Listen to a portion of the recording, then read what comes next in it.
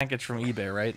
And it was like not too good of a deal to be true, but also like good enough that I was like, I need to film this unboxing in case there's like a rock inside. Okay. Right. And I tried to do an unlisted stream, right? So we have our test studio that we always have for, whatever we need it for. Yeah. And I started recording, and StreamYard had this new button on the bottom, only for recording, like not streamed things. And I was like, what is this new button? Like in the middle of I'm just about to tear the thing open. I'm like, what is this? And so I'm like, oh, and I'm trying to figure it out. And I'm like, well, now I just ruined the whole thing. So I stop it, set it up again. And I'm like, okay, we're going to just do it again. This time I'm just going to go unlisted because the recording thing was kind of weird. And so I'm doing it again, and I'm unboxing, and I start seeing comments. Oh, and I'm like, shit. So I'm glad I was kind of put together, because sometimes, we're just in the test studio. We just look like absolute, ratchet. Shirtless and swearing. Yeah. I was like, oh, shit, we're live? I didn't mean for this to be live, but I'm... I could have my beanbag out and everything, and would have been pretty bad. Are you an angel? What? An angel. I heard the deep space pilots talk about them. They're the most beautiful creatures in the universe.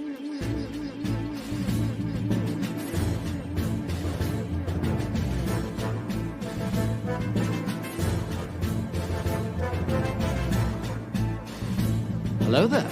We are tonight's entertainment. We would be honored if you would join us. He's got a billion toys. You brought in the doll collection. These are not dolls, Jim. These are commodities. Same as gold or oil. 5, 4, 3, 2, 1, 0. You are now listening to the Collecting Weekly podcast. Shall we lock in the artillery power? This is the true form of lore gang right here. Very nice. YouTube.com/collectingweekly. Thank you very much. That's very cool. Big. Jesus Christ, Equan. The worst is when you're flicking your bean while strangers watch. Hey guys, my name is Zach. I'm Dean. I'm Jonathan. And I'm Ben. Welcome to this week's episode of Collecting Weekly. It's a weekly podcast where my friends and I talk about the things that matter the most to us this week in collecting. That's right. We want to thank our friends over at 1/6 Corner for sponsoring this week's episode of Collecting Weekly. Don't forget to use code CW10 during our live recording for 10% off all in-stock items. That's capital C, capital W10. We have a great show for you guys tonight. And I say that every Tuesday. And I mean it every Tuesday. But this Tuesday, I extra mean it. It's going to be a really good show. Full disclosure... We did bury the lead a little bit. There's a lot of people streaming on Tuesdays now, so we're gonna talk about some of the other stuff that happened this week, and we're gonna end our pre-order section with Gandalf. So stay tuned for that. In the meantime, we got Toy Mafia, Two Country, Bob Dylan, OG Fan, Yomo, Irwin, Equan, PT Works, Mr. Mom Collectibles, Pablo Meza, Thor Gaming, Bob Dylan, Young Obi, Andres IB, Dr. Equan. Two Country, Jeff Ramos. Jeff Ramos was one of the guys watching the unboxing earlier. Boogie, Manny, John the Everyday Collector, DJ, and I think we got everyone, Irwin, just in case. Dean, we have a very special segment that we begin all of our shows with. Yeah, you guys ready? Yes. It's new this week. I wanted to read this. Bob Dylan says Gigi finally murdered Marco after his Tumblr. Jesus, did he get that Marco, ship finally? I don't know. But I thought it was a funny comment. Yeah, Marco is working late, so we miss him, but he'll be back. That's the excuse he gave us, but yeah. Yeah, he just doesn't want to be compared to Namor, let's be honest. I've seen some memes floating around. It's funny that you say that. I think it was more. It's funny that you Star say Trek that. and Gandalf talk. Yeah, so Star Trek. Yeah, so I picked up the Jack's Pacific 4-inch Supersonic. Zach didn't know what Supersonic was. It's a total. That was from Fortnite. It's a total ripoff of Dragon Ball Z. They back in the 90s, they had Sonic collect the 7 Chaos Emeralds, and he would go gold Supersonic, same as Goku going Super Saiyan. So It's hilarious, but yeah, that is a canon thing. Wow. So he had no idea. So I was like, Supersonic, what do you mean you don't know what it is? So that was funny. I was like, dude, that's what I get when I get Sonic. I get that supersized Sonic, bro. That Route 44. Yeah. Hell yeah, dude. The ocean water, bro. Or a lemon berry slush, bro. No, you always got the ocean water. I used to. I'm a grown man now, Dean. I'm a dad. And now. then Sweet Rainer surprised me for Christmas and my birthday. He was like, hey, come over. I got something for you. I was like, all right. He got me this Art Germ punchline. John, how do you say it? Giclée? Here we go. Hold on. I lowered the volume because of professionalism. Oh, yeah. Giclée. Giclée. Giclée. The Giclée print. It's 18 by 24. If you don't know what it looks like, it's the same cover, or it's the same art that's on the cover, his Art Germ cover. So super cool. I have a frame for it. I'm going to put it behind the statue eventually when that comes in. So super cool. I'm going to have all the like comics on stands around it. Because that's a big fucking statue. It's like 39 inches tall or something like that. So That's super awesome. excited to get that in. Super cool to have the art print now because I was like, I don't really know what I'm going to do with it. So now I have a better idea. So super cool to get that in. And that is my new this week. What about you guys? Congrats, buddy. Very nice. Yeah, so Sean and I went to the Calgary Taboo show on Saturday night. That's not what you called it in the weekend. chat, Ben. It's the sex show, let's be honest. Seriously?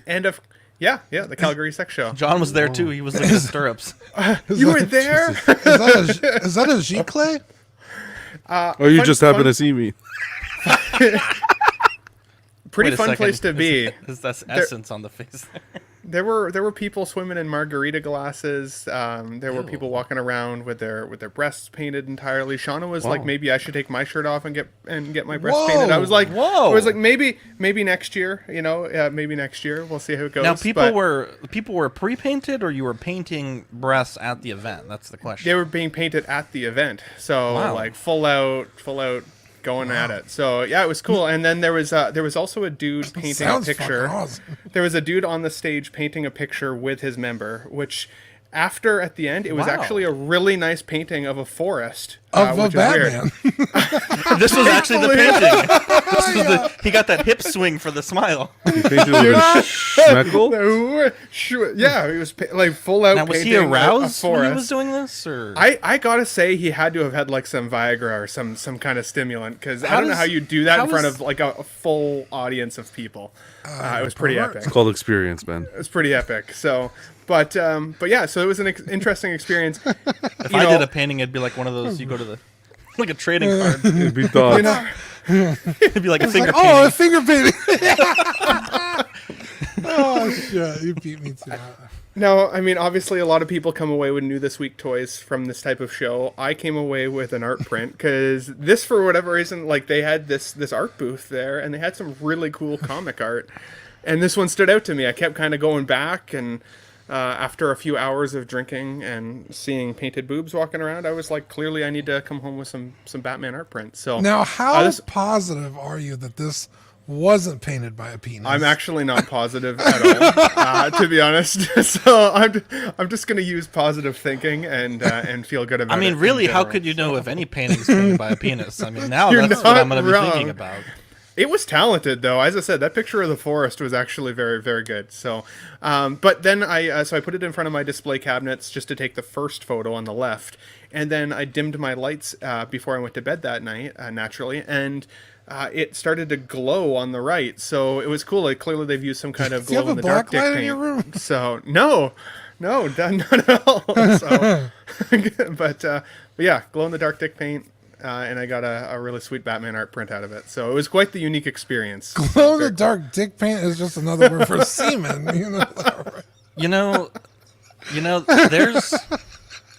there's a video on YouTube of a penis painter And I'm kind of wanting to pull it up, but I feel like it would. We should probably save it for after tomorrow. dark. Yeah, probably for after dark. I've got more stories I could tell you guys on after dark, so it was an interesting experience for sure, to say the least. Wow, this is.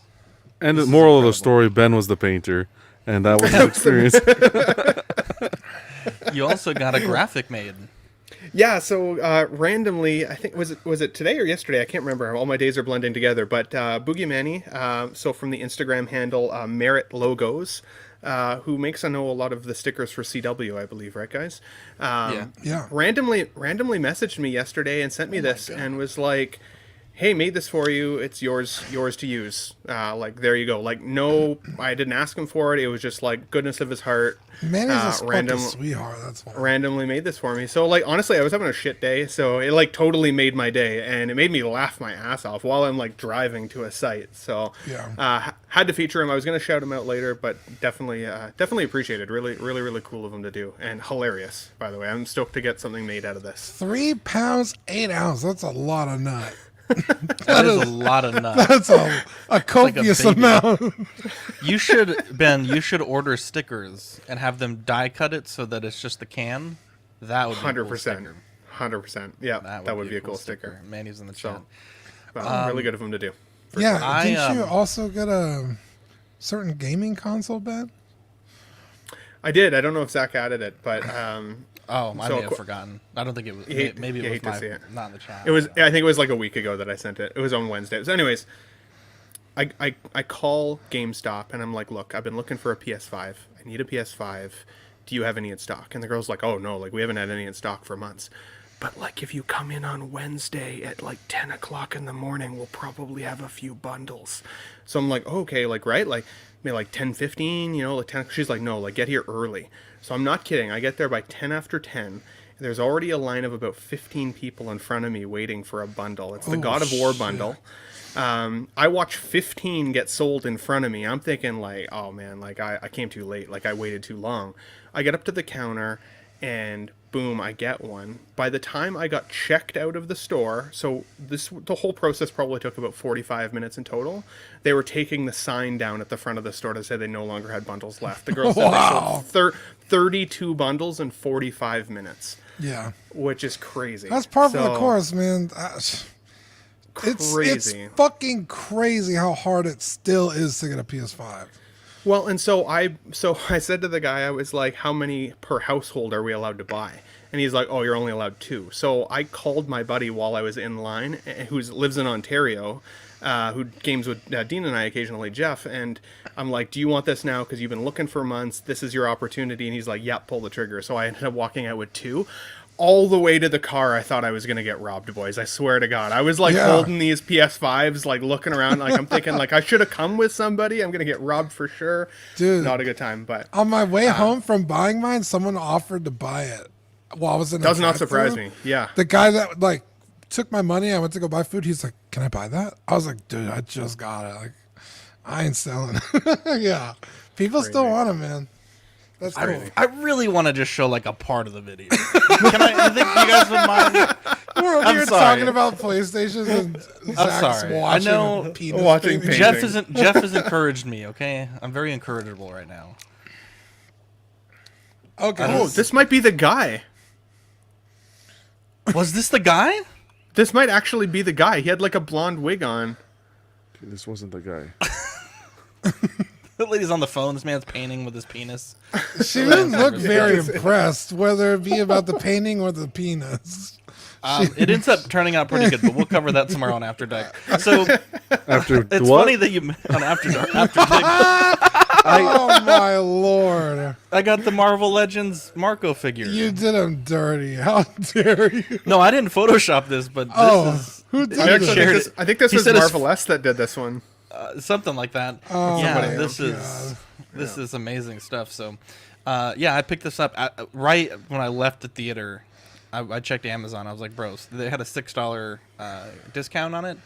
It was like $17 shipped. I was like, yeah, this character was cool enough to me.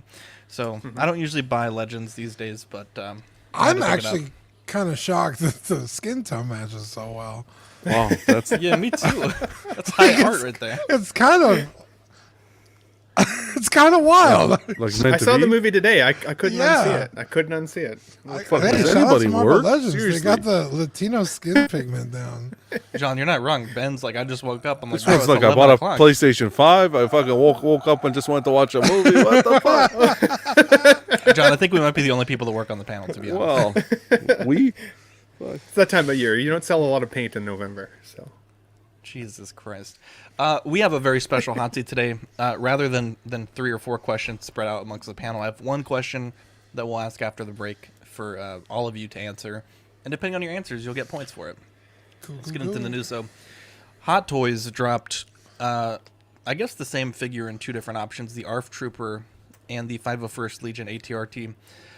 Last night, we were taking guesses at how much this would cost. And I think I was about a I want to say 650, 620, but this right here comes in at 435, releasing October 2023 to March 2024, and I gotta say, stunning price point, because if you think about it, you're getting a vehicle and a character. Now they're selling the vehicle separately for $290, right? So you're only paying about $135 for the figure, $140.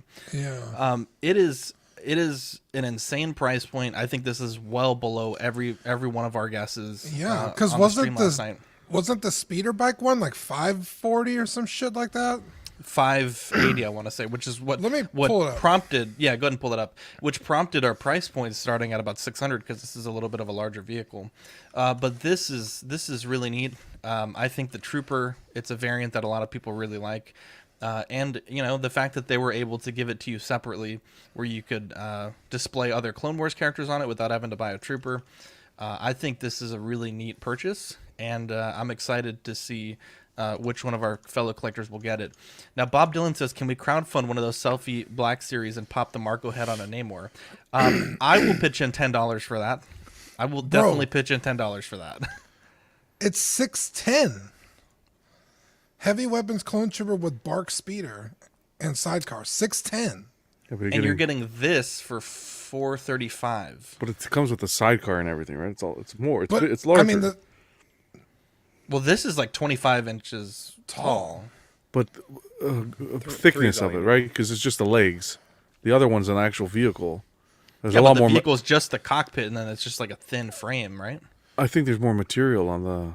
I don't. Maybe not 610 was worth, but that's what was hard for me yesterday, this John. Is it's like what did you say? 435. 435. I mean, another. What's 610 minus 435? I'm super bad at math. 173. It's like, are you getting that much more material? I think they over fucking priced the fuck out of those. Yeah, it's them waking up a bit. I think so. I mean, other than the price, Dean, what do you think about this? You're a big clone guy. Is it ARF Trooper or something that you've needed in your collection? I actually am not a huge fan of that helmet design, so not really. But I could see myself maybe getting just the ATRT or whatever it's called. That sounds kind of cool. I got clone troopers that'll jump on it, especially because it's cheaper. I think this is cool, and it looks fucking great. Yeah, I'm a sucker for clone stuff, so I think it's a pretty solid release. I think John's 100% right. I think they're like, all right, maybe we could dial it back. Because even the Commander Appo with the bark speeder without the sidecar, that's still 510. And the sidecar is like just like a tiny bit extra plastic. It's barely enough for a character to sit on. And this is so much better priced. I think this is great. I think it's fantastic. I think it's a move in the right direction. Yeah, I agree. The price point for a vehicle with the figure 435 is right on the money. We were saying 6+. I think I said 665 yesterday. We were thinking like it would be as much as the Tumbler. Yeah. Which is, I mean, the last time I felt this surprised of a price was when 3.0 DLX Hulkbuster. We were thinking it was going to be $500-$600 and it came out at $250. Yeah. This is a step in the right direction, John, Yeah, like but you said. brilliant marketing, because then it's like, oh, everyone expects it to be 600. Oh, it's 435. Wow, then I need to get it because that's fairly priced, right? Good marketing on their front. In regards to the actual piece, I think it does look really good. I love the articulation where it can be folded. I never got into the Clone Wars, but the second I saw that photo, I thought that was really neat, where you can fold it and then it becomes the vehicle at ground level. I thought that's awesome. But again, to get the figure, even $435 for just the vehicle, to get both for $435 down. Yeah, if you were on the fence about this, I know, like, I think it was Danny, Eddie, a few guys went to Celebration and they saw this and they said it was executed very well. So if you're if you saw it and you really like it, at that price I'd jump on it. It's interesting. I wonder if they've also reduced the price slightly because they know that there's just kind of going to be a floodgate of releases coming. There's been a lot of things that we're waiting for as collectors, and it's tough to swallow if this is another $600 in combination with the amount of space that this guy takes up vertically, with the figure in combination with everything else that's coming. I think it's really cool looking. Kind of going back to space for me, I just wouldn't be able to fit this into my collection in a way that I think I could make it look really good. I'm definitely excited to see some of the display options that people use this for. Kind of like you were saying, Dean, even without this trooper, there's a lot of figures you could put on this and make it look real badass from Star Wars universe and kind of reduce some of that cost for yourself, right? Have a vehicle in your collection. I also think this will end up being one of those chase items that once it sells out, it will be significantly more expensive down the line than what it's being offered for right now because it's such a reasonable price for kind of what you're getting here. So I think if it is something for you, then it's one that I would recommend, pulling the trigger on a little sooner than later because, with everything we've seen going to Waitlist lately and all the blue screens and all the stuff, it's hard to know. I think if it speaks to you, get it. If not, you're gambling by letting it pass by in the night for sure. But it's a little too big for me. I'm going to pass on this one. Do you guys think... I had this problem last night, and I still kind of do. I really wish that the ATRT would have been a generic one rather than a 501st. I think if it was generic, I think you might have more people that would want it. There's some people that their favorite clone trooper might be the Coruscant Guard trooper.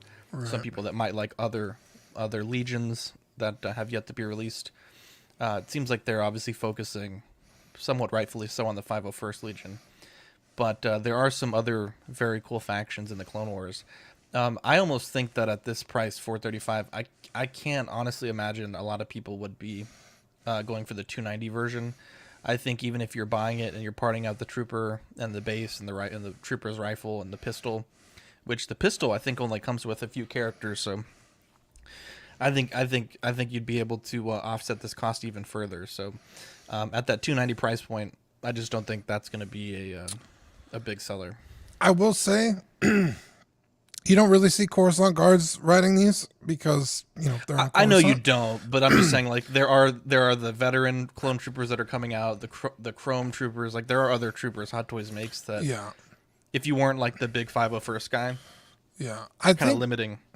Other than the Coruscant Guard, they really only have 501st troopers out right now. So, and also the ones that are coming up, both the Arc Speeder and the Commander Apo, again, more 501st.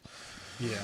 I think once we see more generic, that might not make sense, but I think this is pretty. And we're going to see it again in a different color. I think that's inevitable. So. You do, eh? Interesting. That's interesting. Yeah, I completely agree. So let's move on here. Hot Toys.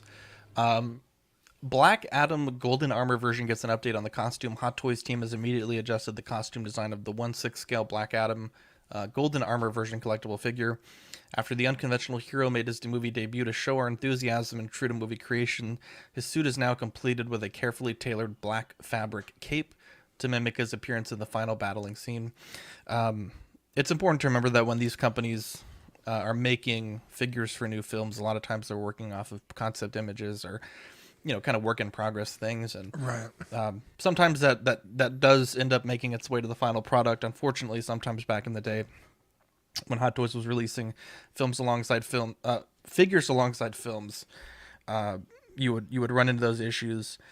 Even Hasbro with some of the black suit or some of the the red and black suit Spider-Man stuff, they had different colors where they weren't supposed to be. So it's great that they had enough of a lead time on this to be able to make this change. I'm still not particularly interested in this figure, but I always like movie accuracy. So I don't remember a cape. It was in one of the very last scenes. Yeah, I remember when the outfit changes. It's kind of like when his character kind of turns a little bit. But yeah, I honestly don't remember a cape. I'll have to go back and watch it. But that's cool. That's nice to see that they're making. You know the change. weird part though, I kind of like it less. I hate to say it. Like I kind of liked the way it looked with the gold version without the cape. Now that they've added the cape, the black suited version with the robe where you first see him in the movie when he's got his hood up, like that was really badass, and it kind of speaks to me a little bit more. I kind of like this version less, so I honestly think like I'd be worried if other people feel the same way as I do and they've already put their pre-order in on the kind of the gold look. Makes me wonder if they'll change it. If they also makes me wonder how permanently it'll be attached to the figure, right? If it might be an easily removable accessory. Yeah. 100%. I mean, you could, and it'd be very expensive to do, but you could get both versions and then swap all the gold pieces to the regular suited It's too one. much, though. It's too much. But even the lightning bolt was kind of like almost like dirtied up, but like tarnished, right? With the darker suit. So like it would be like I see what you're saying, but it would be a bit of a kind of a cross. But like Zach said, if there's any pegs or anything like that, like how easy it is it to remove?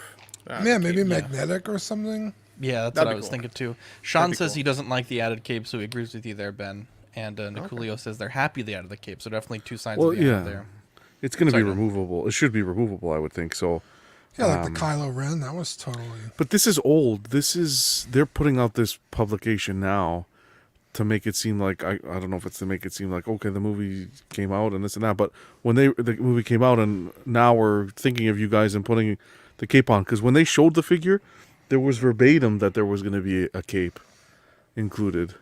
Mm-hmm. There wasn't an official statement like this or a photo, but they had said, we're going to be including the cape. But yeah, if it's adding to the figure and it's not affecting the price, then I won't complain. That's for sure. I think the big thing is how well will they do it? Looks like it has a wire in the cape, which I'm not typically a fan of, but obviously this could just be the way the photo is. But I will say, of all the figures I could think of that have capes, Hot Toys usually pretty much nails a cape. Even the ones that aren't particularly great are usually pretty good. The only ones I haven't liked are like on Thor. I'm surprised you say that because like that's the whole reason like Jackson Jew and Unreal Customs exists. Like they've been capitalizing on bad capes for a while. Like especially with Batman. Well, I guess you don't collect a lot of Batman figures. Yeah, it's usually the Batman stuff. I really dislike the Rogue One Vader cape. I talked about it on Wills on Sunday, but that cape sucks.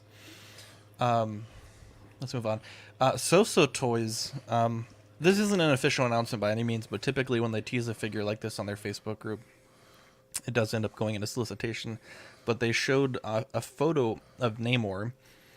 Obviously, Hot Toys from time to time will not make villains from figures, or villains from films. So we have no confirmation yet which figures we are going to get from Hot Toys.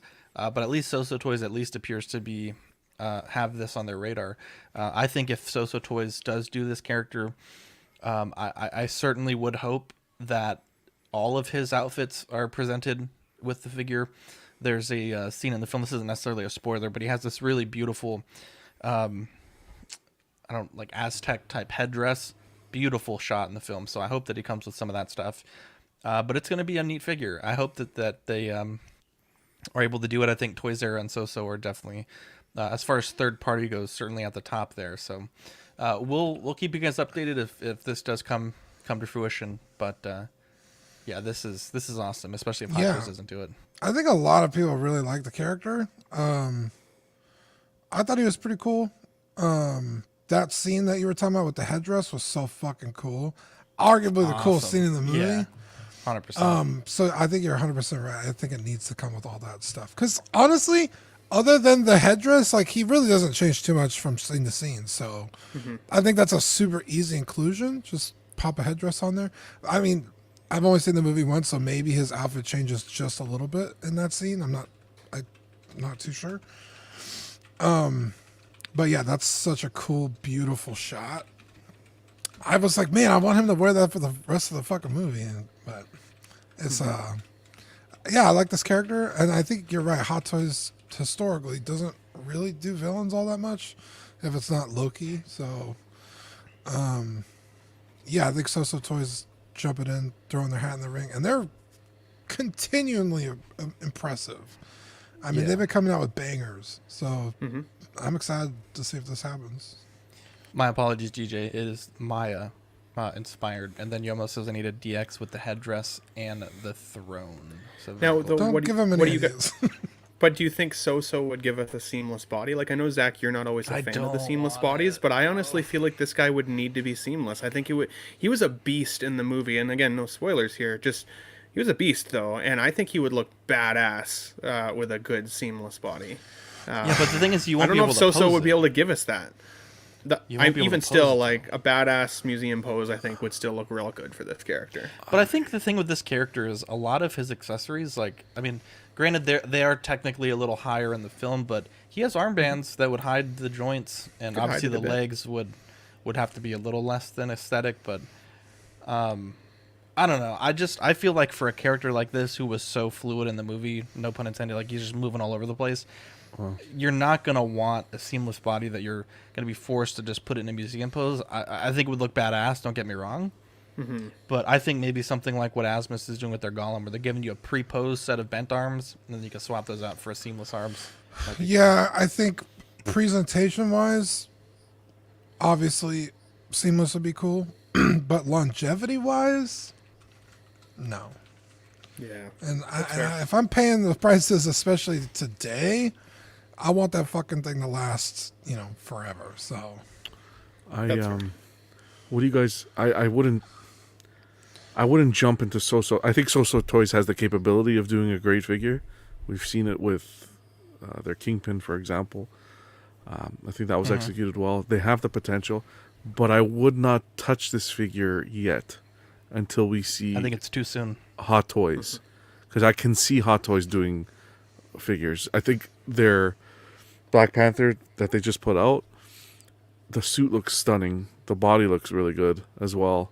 Overall, it's a beautiful figure. If they can do the same with this character, it would be a perfect pair. So I wouldn't be jumping on this right away.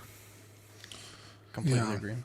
Yeah, especially because, that movie has a potential of at least 3 for sure figures, right? The Black Panther, maybe even 2 versions of Riri Williams, and then Okoye, I think is how you say her name, in the later part of the movie.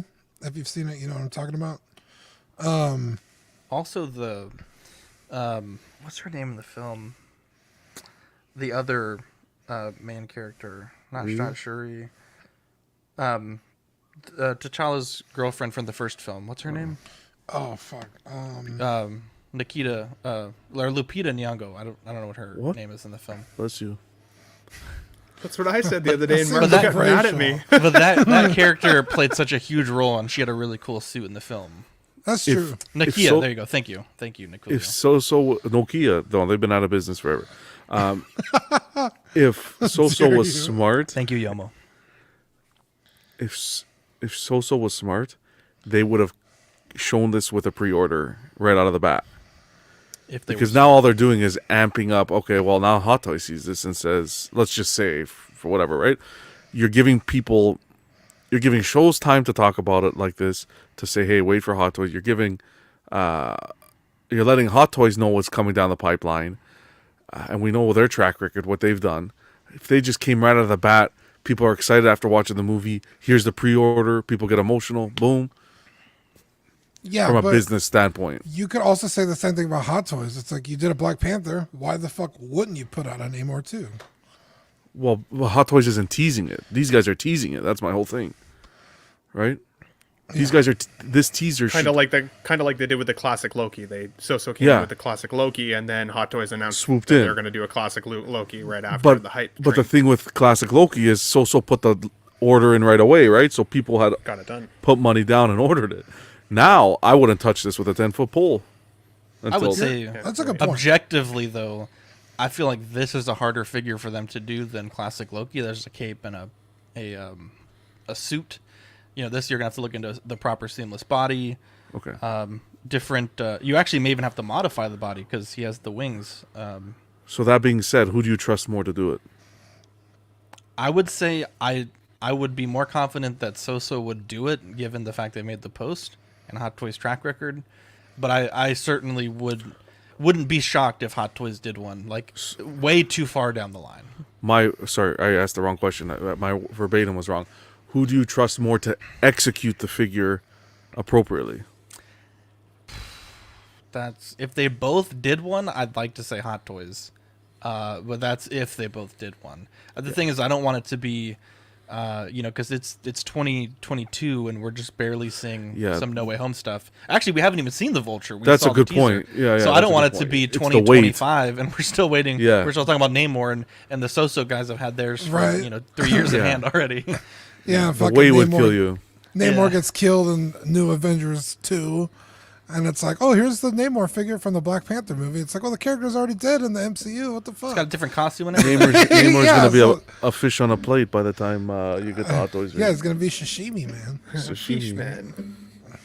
Now, this is really exciting here. 9 a.m. PST, Thursday, November 17th. So that's in 2 days, exo-6.com. 175, real good price point. Includes the 1-to-1 scale Star Trek, the motion picture, Delta badge in association with Fansets. This is their Captain Kirk, available Q4 2022. Nanjim has said this figure will be extremely limited, so be sure to get your order in before it sells out. Kirk will be departing the space dock within days of ordering, so immediate payment is required. This is a trend recently with Exo 6, as well as the new Gandalf, which we'll talk about in a moment. Immediate availability with limited stock on hand. Ben, take the lead on this. Tell us what's the deal with this one. Yeah, so I mean, fans of Star Trek have been waiting for the original series figures for a while now. We got Mirrorverse Spock, but we haven't had any kind of the original film, and they recently re-released this film on 4K Blu-ray, so it's been getting a little bit more fan traction again. But the character Admiral Kirk, I mean, everybody wants an Admiral Kirk in their collection, especially if you're an original series fan. I thought it was interesting that we've been waiting and waiting, and there's been a ton of updates from Exo 6. He keeps like teasing this figure. He keeps talking about how the suit is green, not gray. Depending on the screen you watched this movie on when you were younger versus even the Blu-ray one, it can look gray in the old. The updates look a little green. This is very specifically from Nanjin green, so if you're excited for a gray iteration of this outfit, you will be disappointed. So he's made that very clear.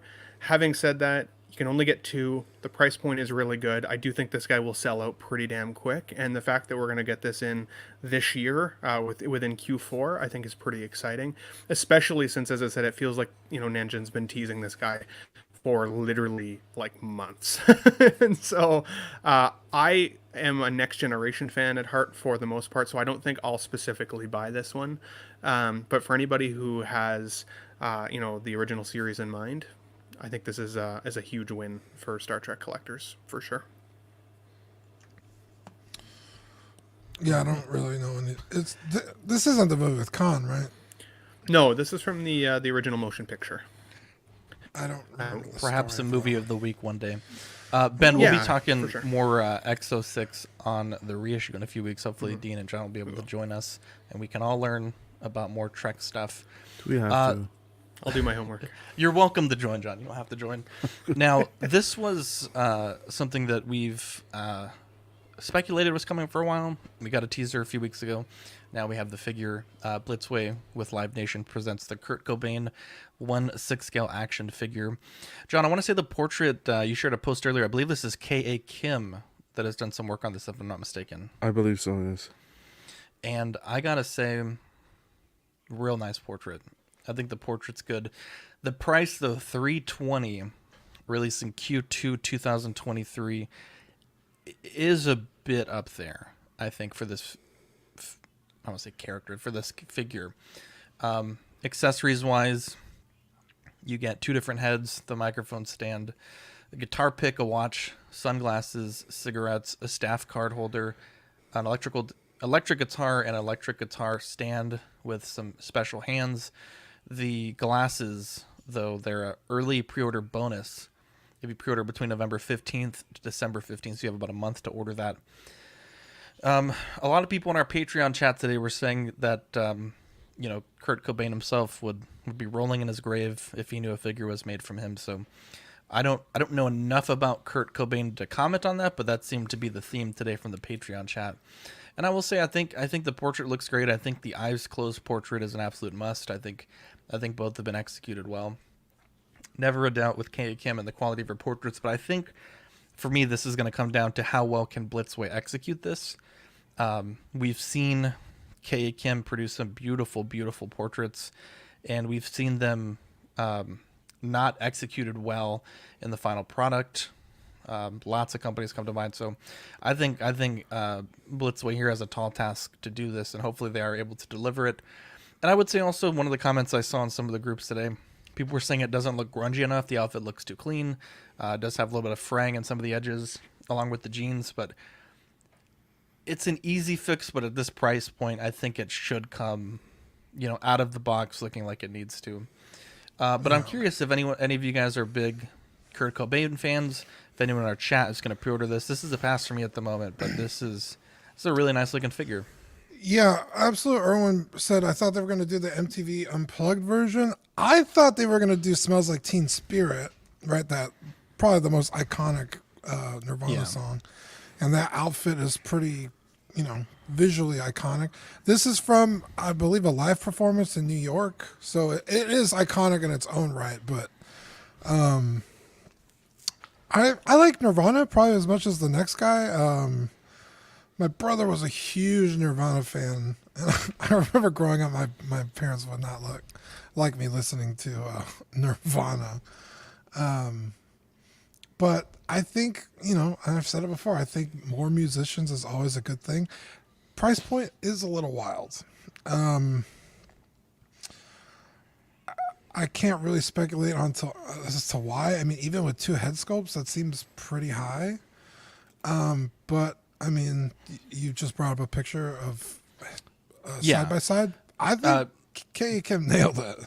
Yeah, just quickly before we look at these photos, Ninja Squirrel, remember their Hendrix prototype, Jimi Hendrix prototype and final product were such a big downgrade. Be aware with this. Irwin agrees. We'll cycle through these photos, but Dean, please continue. Yeah. Kay Kim, I mean, second to none. She's probably the best. Kay Kim, if you're out there, marry me. But yeah, that's a really good point about the Jimi Hendrix and the quality lost between the prototype and the final. That's that's pretty concerning. So personally, I'm not getting it, but I could see why somebody would. I was about to come out and just say, defend the price point, and then whoever made that comment about the damn Jimi Hendrix absolutely demolished my thought process, because it's true. Is it fucking true as hell? If the figure came out the way we're seeing here, I think the price is warranted. Guys, I see people paying more and settling for other or not more, maybe around the same, a little bit less, but settling for figures that aren't necessarily accurate. So when you're getting a figure like this, where the portrait's, it's pretty darn close, I think we should expect to pay a little bit more. We really should. I see it all the time. People paying for inaccurate products. And because it's their favorite character, they have no problem doing it. So why shouldn't we pay a little bit more for a sculpt that looks like, damn, do you think we're going to get a closer looking Kurt Cobain than this? I don't think so. Probably not. But it has to come out the way this prototype is being shown. I don't want it to, that was a fantastic point by the, in regards to the, what's his name? Jimi Hendrix. Because the ball was dropped there big time. But, if you're a Kurt Cobain fan, or if you're even someone who wants to collect that line, the musical artist line, I think this is great to add to the collection. Yeah, I've been pretty happy with Blitzway over time. I did love their Ghostbusters, especially even for their age. I always thought those Figures were really good, but the Hendrix definitely did seem like a ball drop for sure. So that, again, great point there. I do think the price and this is a little bit high for me to justify right now without seeing what a final looks like. The proto definitely gets me excited, and it comes with a lot of really cool stuff. I like the cigarette. I think the guitar looks really good. The outfit, like, I mean, you see the picture on the left, that outfit's a little frayed as well. Color might be like slightly off, but again, that just might also be the lighting, so it's a little hard to say. I do think that the hair sculpting looks a little bit plasticky in this one, but not to nitpick it. I think it has more to do just with the fact that it is such a high price point, so it kind of looks toyetic in that sense. But again, I think if it comes out and it looks just as good, if not better than this, that may convert me, because I have always been a really big Kurt Cobain fan. The chat's right. I don't think that he would have necessarily appreciated a figure of him. It does seem a bit like a money grab, maybe from his family or from the people who will benefit from it. So that's a little bit interesting. If that matters to you, then I would say people probably won't buy it, especially if they are a really big Kurt Cobain fan, which means this may end up, oddly enough, hitting a bargain bin down the line. But it's hard to say, because Blitzway, once they go sold out status, a lot of them end up becoming grails, whether or not they're perfect at the end. So we'll see. I do think it looks really cool, as I said, in its current condition. And the microphone stand, as I said, the guitars, I want to call them the Willy Wonka sunglasses. Like, they're all really cool accessories with this guy.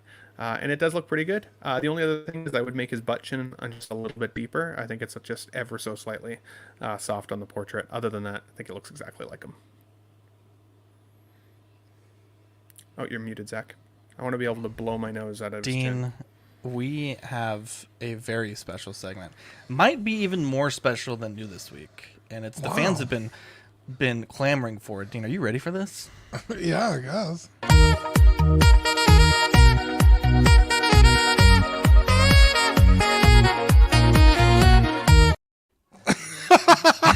Dude, that was epic. I was expecting. That's one of my favorite videos on the internet. It's like an entire office with that going on every screen. Yeah. Shout out to Badfish. Badfish was like, dude, you got to do like a thing like for new this week. And I was like, for like an hour or two, I was rewatching the movies and like just scrubbing through like quotes, like what would make sense, and nailed it. It ended up being just that. So I'm going to introduce this figure, and then I'm going to let Dean and John and Ben talk about it, because I have a lot to say. Obviously, that's what a lot of people are here for. But I want to make sure that there's meat on the bone for the boys here. So, Asmus Gandalf the White, $380 with Shadowfax, available for immediate release. You're not showing anything on the screen. I know.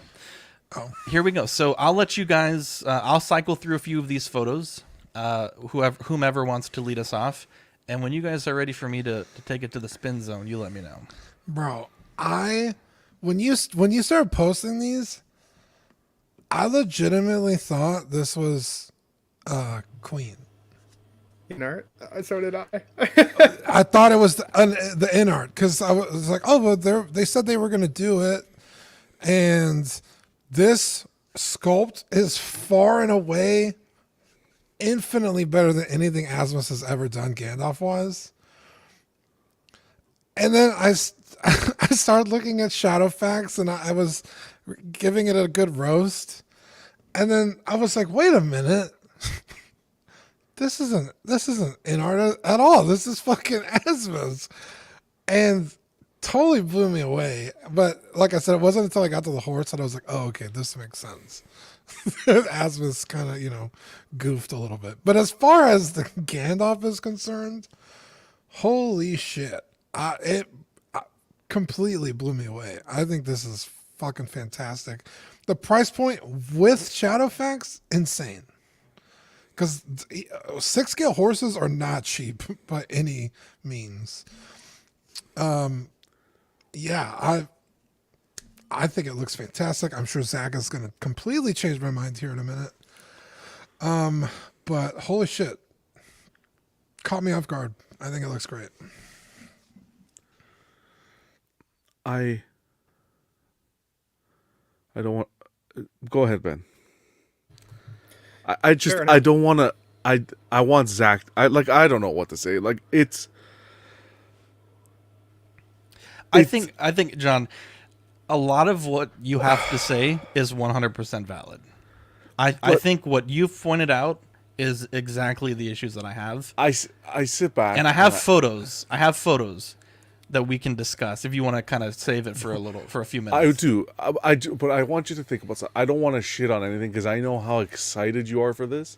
So I don't want to. I could take it. I could take it. I don't want to be that guy, but at the same time, I sit here. I think it's important.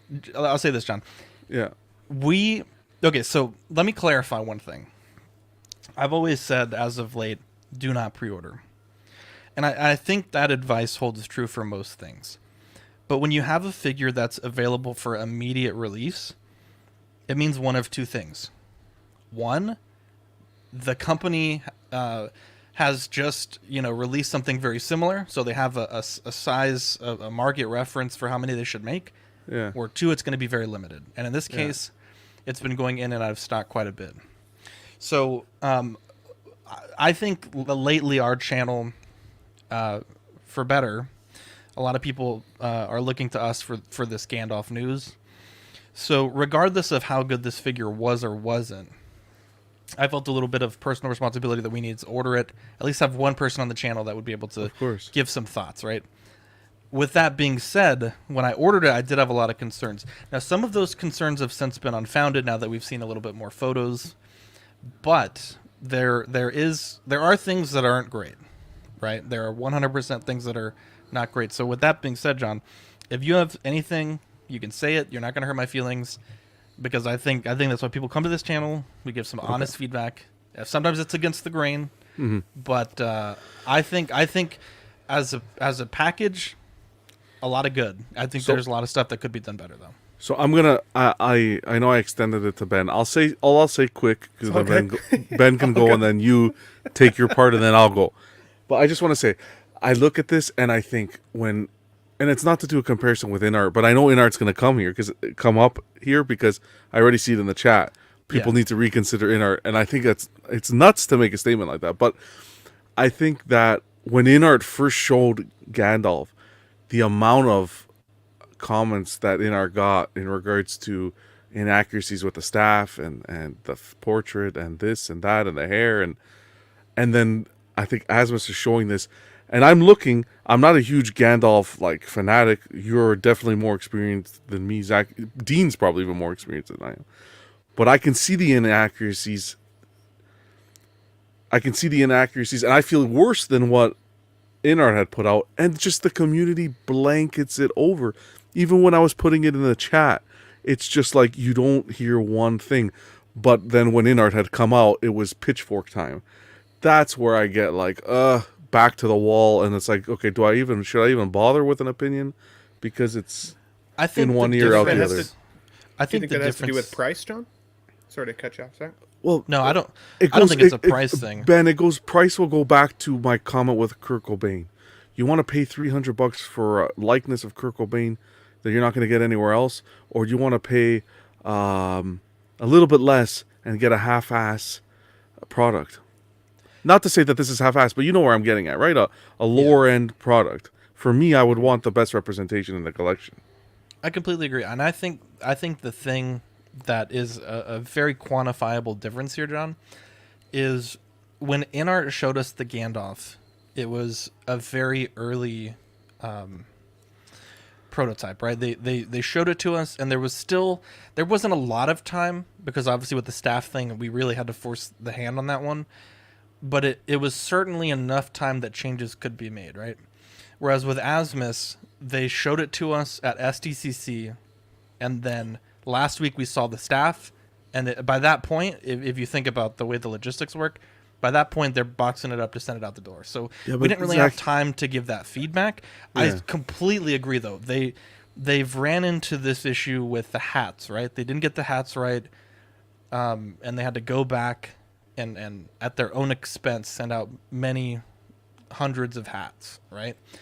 And we'll talk about, I know which two areas I think you're leaning towards. I have photos of both of those, and I'm 100% in agreement with you there. But I just think that with this figure, the way that they did it, there wasn't a lot of time for public comment or discussion. It was like, this is what it is. You're either going to order it or you're not. And I don't think that's the best way to do it, but it's certainly different in 1/6 scale. I think it was great to do it. Not necessarily because of... I know what I liked that they did was they put out the announcement and it's available right away. Boom, you can order it right away. The excitement blew my there, mind. that's fantastic. Yeah. That's fantastic. When there are a lot of inaccuracies here that need to be addressed, and we need to hold it to the same standard, because I wouldn't hold it to the same standard, but then I read comments and I hear, well, I got to reconsider my InArt one, and it boggles my mind. I would say objectively, well, let me say this. Let me say this first.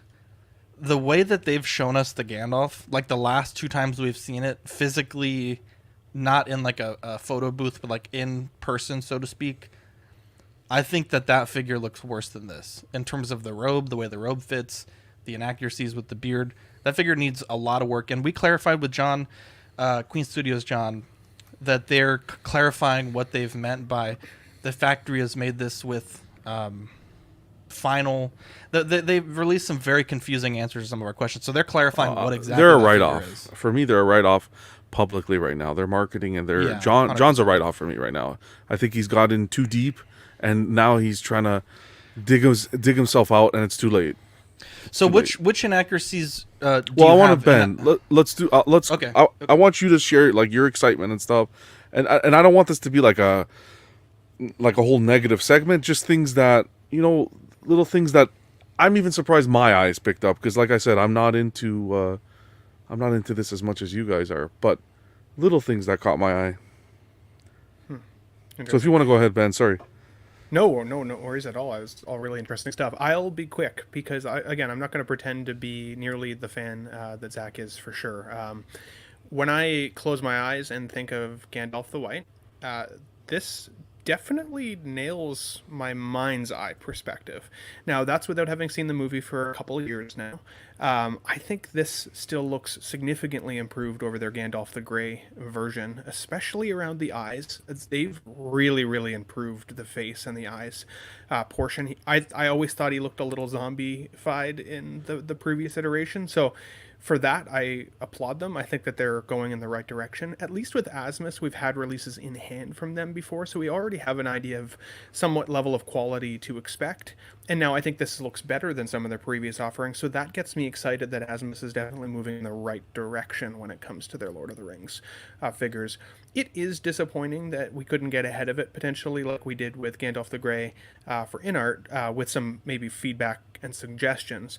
But as we've noted before, that's also a really slippery slope, and I'm not totally sure a lot of companies are cut out for that level of feedback and change once a product is already somewhat in production, right? Because that costs money. That type of pivot might be really challenging.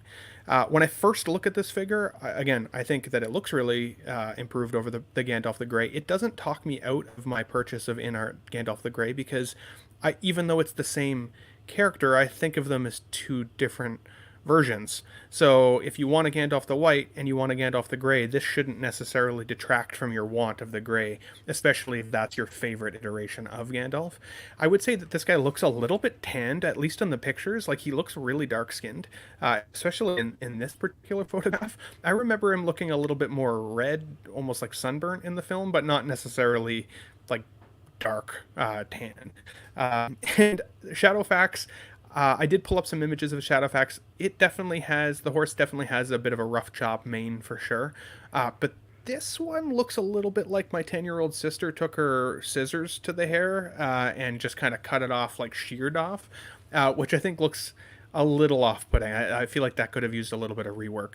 But nothing that maybe somebody with a skilled pair of scissors can't tune up a little bit and fix, potentially. So we'll see. So let me say a couple of things there. Because I know you're going to go, I want you to have the passion in the conversation, and then I don't want to go after that. With me, here's what I'm going to say good about Asmus. I think Asmus stepped up to the plate better than Hot Toys when it comes to a business perspective and reacting to the competition of InArt. I think Asmus has stepped up to the plate tenfold compared to Hot Toys.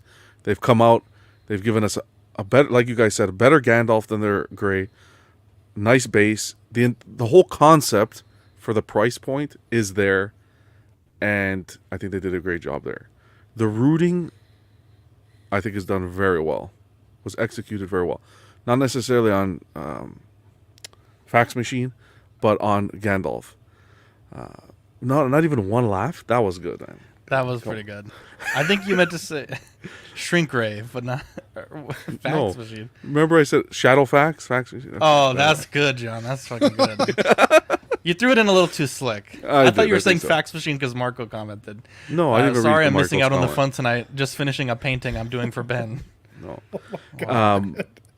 The tailoring looks, to my eye, I'm like Ben. To my eye, it looks fine. This penis? Here's the other few things. Shadowfax looks like it's about to take a nosedive. That's one negative. The hair on Shadowfax, the way it was cut, you're going to need some futzing there because that's atrocious. But overall, as a horse, as the animal, it looks good. Now with the Gandalf, I'm sure you're going to show some photos afterwards. I'm not a fan of how they executed his boots compared to how it was done in the film. Yes. He does look very tan, so we got to get that cleared up. And do the pipe. Say that one more time. You were breaking up just a Sorry, little bit. did they include a pipe as an accessory for him? They did not, and that's on my list of accessories that should have come with this. He smokes a pipe, I think, once in the film as Gandalf the White, but I think it would have been an easy inclusion. Yeah, to be honest. With Pippin. Yeah. Yeah. Wizards Pipe, Wizards. And I know we were discussing the other day, I think it was yesterday, the second staff. We're going to start a second staff brigade here. That one's a toughie, though. That's a toughie, because it really depends what cut of the film you watch. So what John's referring to, just for both characters, well, you go into it. Okay, go. For the uninitiated, in the extended edition, the Witch King destroys Gandalf's staff, and throughout the film, from that point on, which is fairly early in the film, he doesn't have a staff. It's not until he's seen in the Greyhaven scene that he has the same staff, or if you watch the extended cut, a different staff. Technically, it's... Here, let me see if I can pull it up. The prop is actually a little bit taller of a staff, and so that's... I kind of joked about it last night with on the stream, but John's saying it should have come with both. I don't disagree. It but should it's have, also just like for the completionist, like, right? Yeah, yeah. Let's see if I can't find the comparison photo. I think the staff, this staff they gave us is more than half-ass. I think it's the worst part of this figure is this staff. Really? Yeah, I don't think it was. Well, I'm sure we'll see some photos afterwards. Asmus, even on their box art, the staff is different on their box art than the product they actually gave us. Atrocious. So this is this difference here. It's just like in 6 scale, this might be a quarter of an inch. That's it's fine. the But same exact staff. You could have said that for the in art one. All they did was add a little crystal. Same thing. It's that's totally different. It's different because it seems completely different.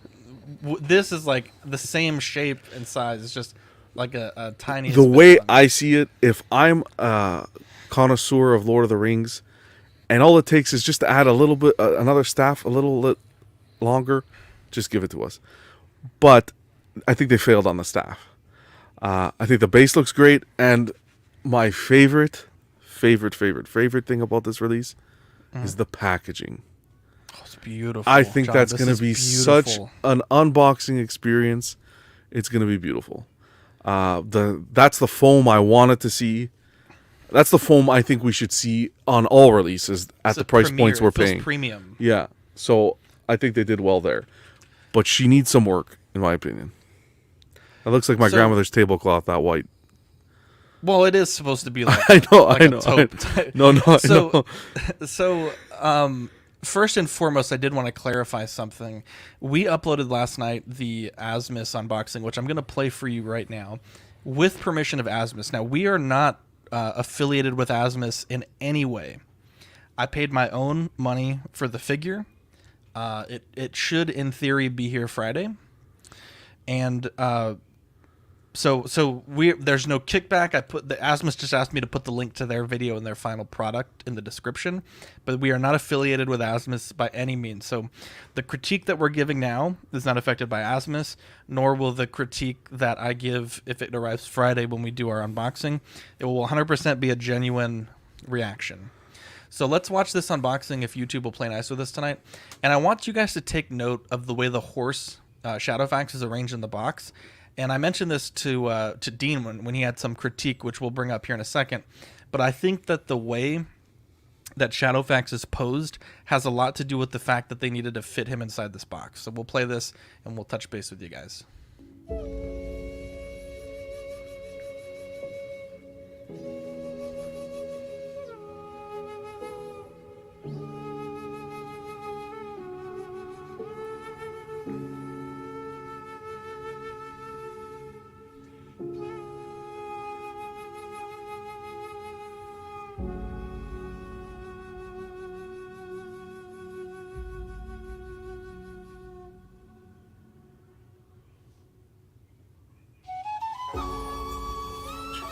Q2.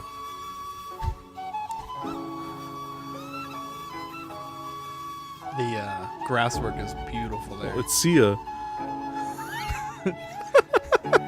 That's a good one, dude. Looks like That's Tyler, a the creator, deep cut, in the earthquake video. Feel like I'm at the Mandarin, Ben. Jesus Christ. So I'm suddenly there's that. starving. Let me, I like the little foam cutout of the horse. Beautiful. By the way. That was stunning. Packaging, they demolished the packaging on any 6-scale figure release. Dude, this Well, is what that this is what that maybe horse not. looks like, bro. Like a cut G. Okay, so let me get into this just a little bit. A few things first. It's important to note that look at what we got here. If he loads What's going on, Joe? It's important to note a few things before we talk about this. First and foremost, all of these photos that we're showing here, and I got Mark with me tonight, all of these photos here are final product photos. So these are not prototypes.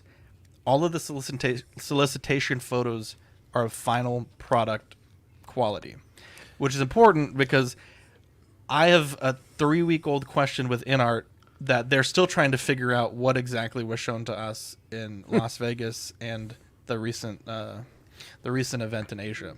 Yeah, they showed you 3 different figures. There is no moving eyes on this figure. So that was an issue that plagued the Gandalf the Grey figure. There are no moving eyes. The eyes are stationary in the head.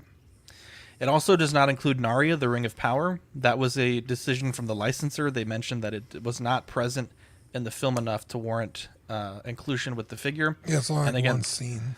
Yeah, again, that's with the licensor. And John, I think that may be... Can I say really quick? Somebody commented that on their post, Asmus's post, like, where's no? And you fucking shut them down so ugly. Dude. What did I say? I was like, it's invisible, like, just like in the film. Oh yeah, I remember that. Bro, I was like, God damn, Zach fucking buried the... Oh yeah, I remember reading It was that. fucking awesome, dude. I just wanted to point that out. Now, I will say, though, for what it's worth, I 3D printed 1/6 Gunnaria, so if anyone needs one, they look beautiful on the figure. Zach did point that out to me like a month or so ago. Because I asked him, I was like, hey, Gandalf is wearing the ring clearly at the end of the film when Aragorn gets crowned. And I was like, how come I'd never seen that before? He's like, well, it's invisible. It's hidden all the time. And it doesn't until the ring was destroyed. That's when it became. Right. And so I was like, okay, I had no idea. That's such a cool fact. So that now makes perfect sense to why it's not on any of the figures. So thank you, Zach. Yeah. So, Mark, if you will allow me, I'm going to run through some things on this figure, and then, of course, I'd love to hear your take. Just for like 2 seconds, though. Look at how good this 1/6 Gunnaria looks that I 3D printed. These will be available, by the way. Holla at your boy. Okay, so in addition to what we've said, only retailers that carried Gandalf the Grey Crown will be able to order this figure from Asmus. So it doesn't matter if you as a collector have ordered Gandalf the Grey. That's not what they're excluding. Only a retailer that has ordered the gray will get it. So 1/6 Kit has said they're not able to get it, but then some people are saying that they did get their Gandalf the Grey from 1/6 Kit, so I'm not sure what the drama is with that. Also, a lot of people are complaining that this is the price point of $400, $380 rather, that this is a new normal price point for Asmus, and Asmus has confirmed that this is indeed not a normal price point, and that their upcoming Boromir figure will be less than $200. With that out of the way, I think this figure has a lot of great things going for it. I think a lot of the critiques that John has are 100% valid.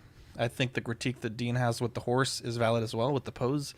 I think that, unfortunately, is a side effect of boxing this in with Gandalf. I think they had to lower the horse's head just a touch to get it to fit in that box. If you look at the unboxing, it's right there at the top. I think that's an unfortunate sacrifice. But to be honest, with them together, I don't think the eye line is bad. And so I think it works for me. The mane, to me, is the worst part of this set. I think it can be futzed. But I have no idea why they parted it down the middle. That doesn't make a lot of sense. Yeah, it's got a 90s bowl cut look to it. You know, kind of like a My Little Pony type deal. So yeah, I don't like it. Definitely needs a futzing. I feel like it needs to be longer from what I saw. Yeah, but and so I think the issue with the tone, I think I'm a little less concerned about. I think that's a white balance issue. They showed some photos of like a bunch of the portraits kind of lined up, and I'm not particularly seeing that skin tone being an issue. I think you have an all white figure, and you have a dark room. I think something is going to pick up and kind of divert the camera's color there. But of course, Friday we'll know that for sure. And I certainly think that John is 100% right. I think the shoes are probably on the figure itself. I think those might be the worst parts. So let's kind of go through some of these things here. This photo is also kind of funny. I don't know why they included this photo. This to me highlights how bad I think that white balance really was. But we'll definitely have some thoughts for you guys hopefully this week. Now, this is the photo that they showed on their Facebook page. Again, as I mentioned, they have many of these portraits that they're boxing up to be ready to ship. And so they snapped an in-hand photo of the quality you can expect. And to me, the color tone looks right here. I think it was Ben mentioned he's a little bit more red than tan. And I think this certainly looks that way. Better. 100%. They also fixed the mustache with Gandalf the Grey. It's like they had this mustache rooted, and at the last second, someone's like, "Hey, let's just go in with a one of these bad boys and just trim it straight." This looks much better to me. I think the rooting is excellent. I think Asmus has proven, at least with the Crown Grey figure, that they know how to root a figure's hair and a figure's beard. And so the fact that they've done this to this quality, I think, is very, very impressive. And I'm really glad that they didn't go with the moving eyes, because like I mentioned, the sclera color, the whites around the eyes, as well as the movement of the eyes was a big detractor from the last figure. So this to me looks great. It's a very stern portrait, which you really like to see. And I think flesh tone wise, I think the Crown Gandalf is a very flat paint application. It's very gray, which Hot Toys does a lot. To me, this shows a lot of improvement on Asmus's quality. And like John said, they stepped up to the plate. They had a major competition, and I think they've done quite well here. This photo here again, just showing the size between Gandalf and Shadowfax. I was a bit concerned that they were packing this in. I was worried it would be like a pony-sized figure, pony-sized horse, and I'm not seeing that here. So this is a huge improvement over other white 1/6 scale horses, because I bought a Mr. Z Stallion in white, and it just looks like a white horse. Shadowfax has some distinct features. I think they've managed to do that quite well here, and it's really just that mane, because the horse is polystone, right? So it's not posable. It's a very detailed, heavy piece. It's really just the soft part of the horse that's the problem. And I think with the little futzing, take it to the hair salon, pay the lady $20, get it fixed. I don't think it's going to really be the end of the world there. Now, here's a look there at Shadowfax. Like I mentioned, I really think they gave it a good attempt at making this horse at least appear somewhat like the horse in the movie. The mane is quite choppy, and I think they've gotten that look quite right. But yeah, I think they didn't put any effort into making it look but at least they show you what you're getting out of the box.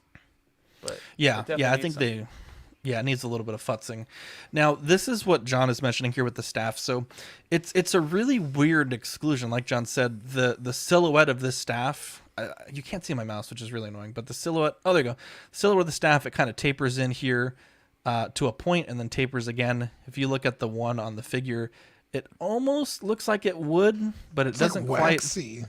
Yeah, it doesn't quite taper It almost there. looked like they melted it or something. Like Yeah, they it's had like it sharper. perfect and then they melted it.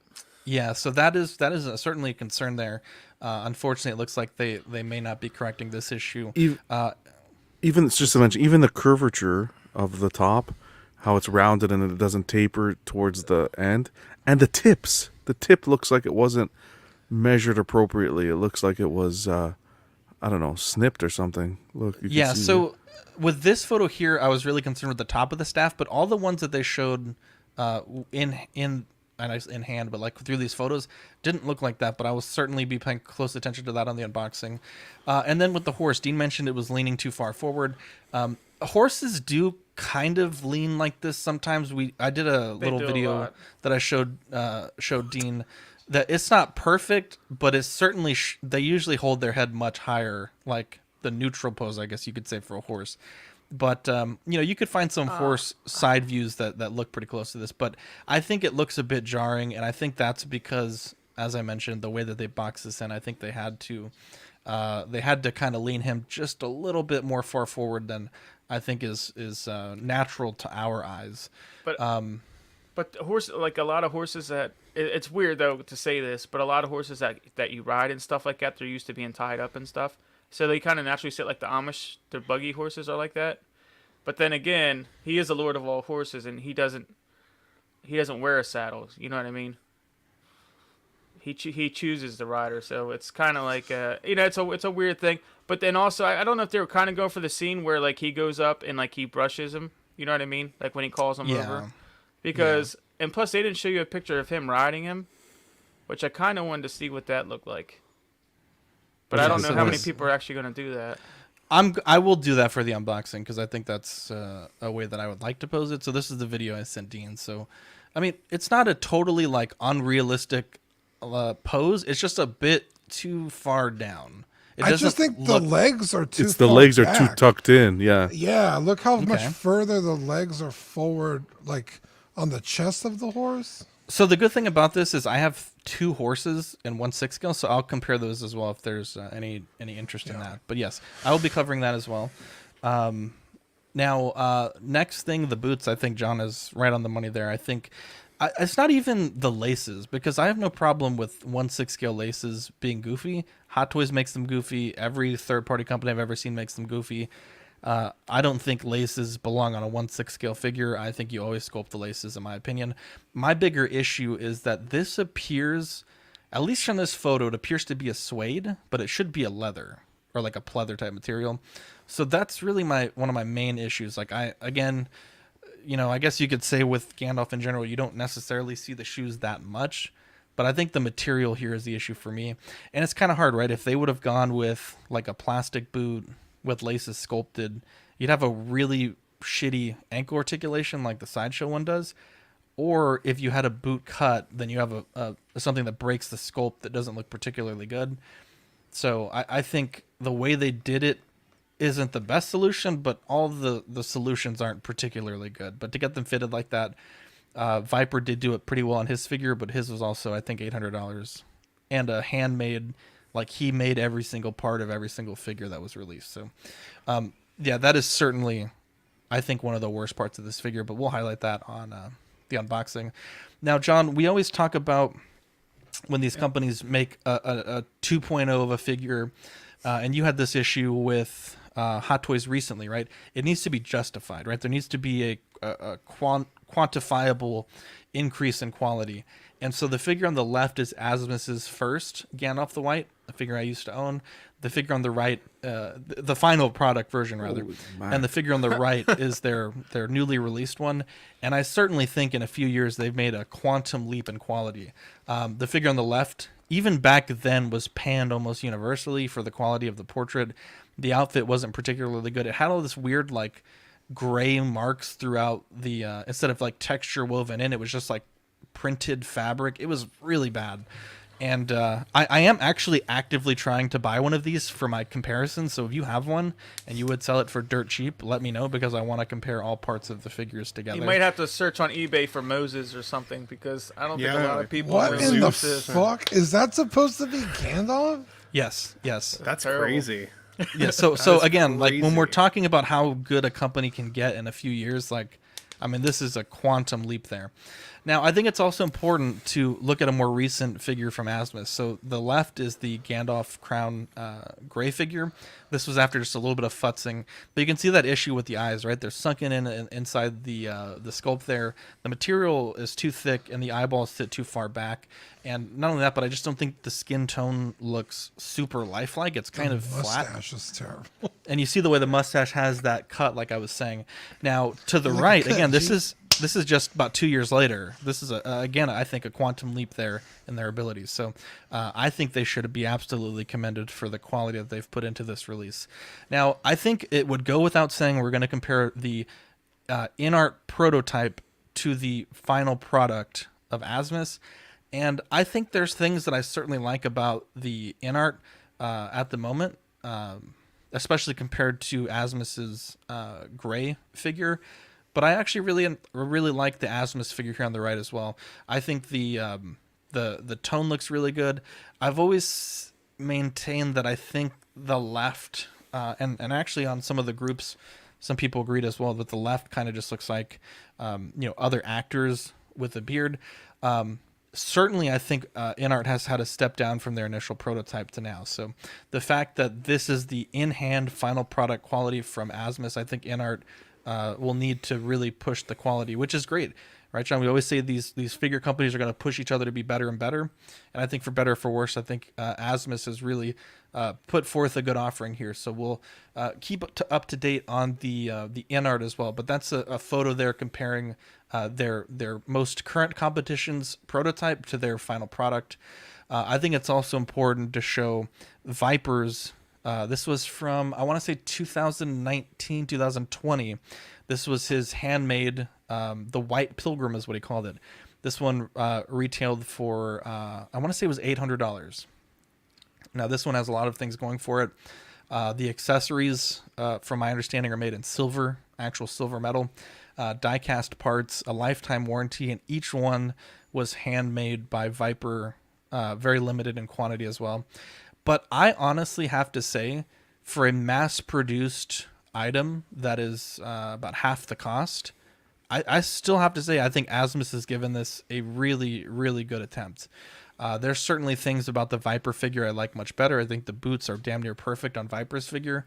But looking at these two portraits side by side, I certainly like a lot about both, and I still think the Viper is my all-time Grail figure.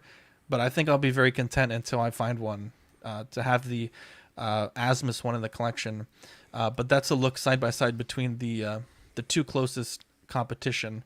The InArt Gandalf. So this is from Justin's 4K screenshot. So also the photo that I don't know how professional the photo was by Asmus. It just seemed like it was a guy just taking a photo. No, it looks pretty clear, that Asmus one.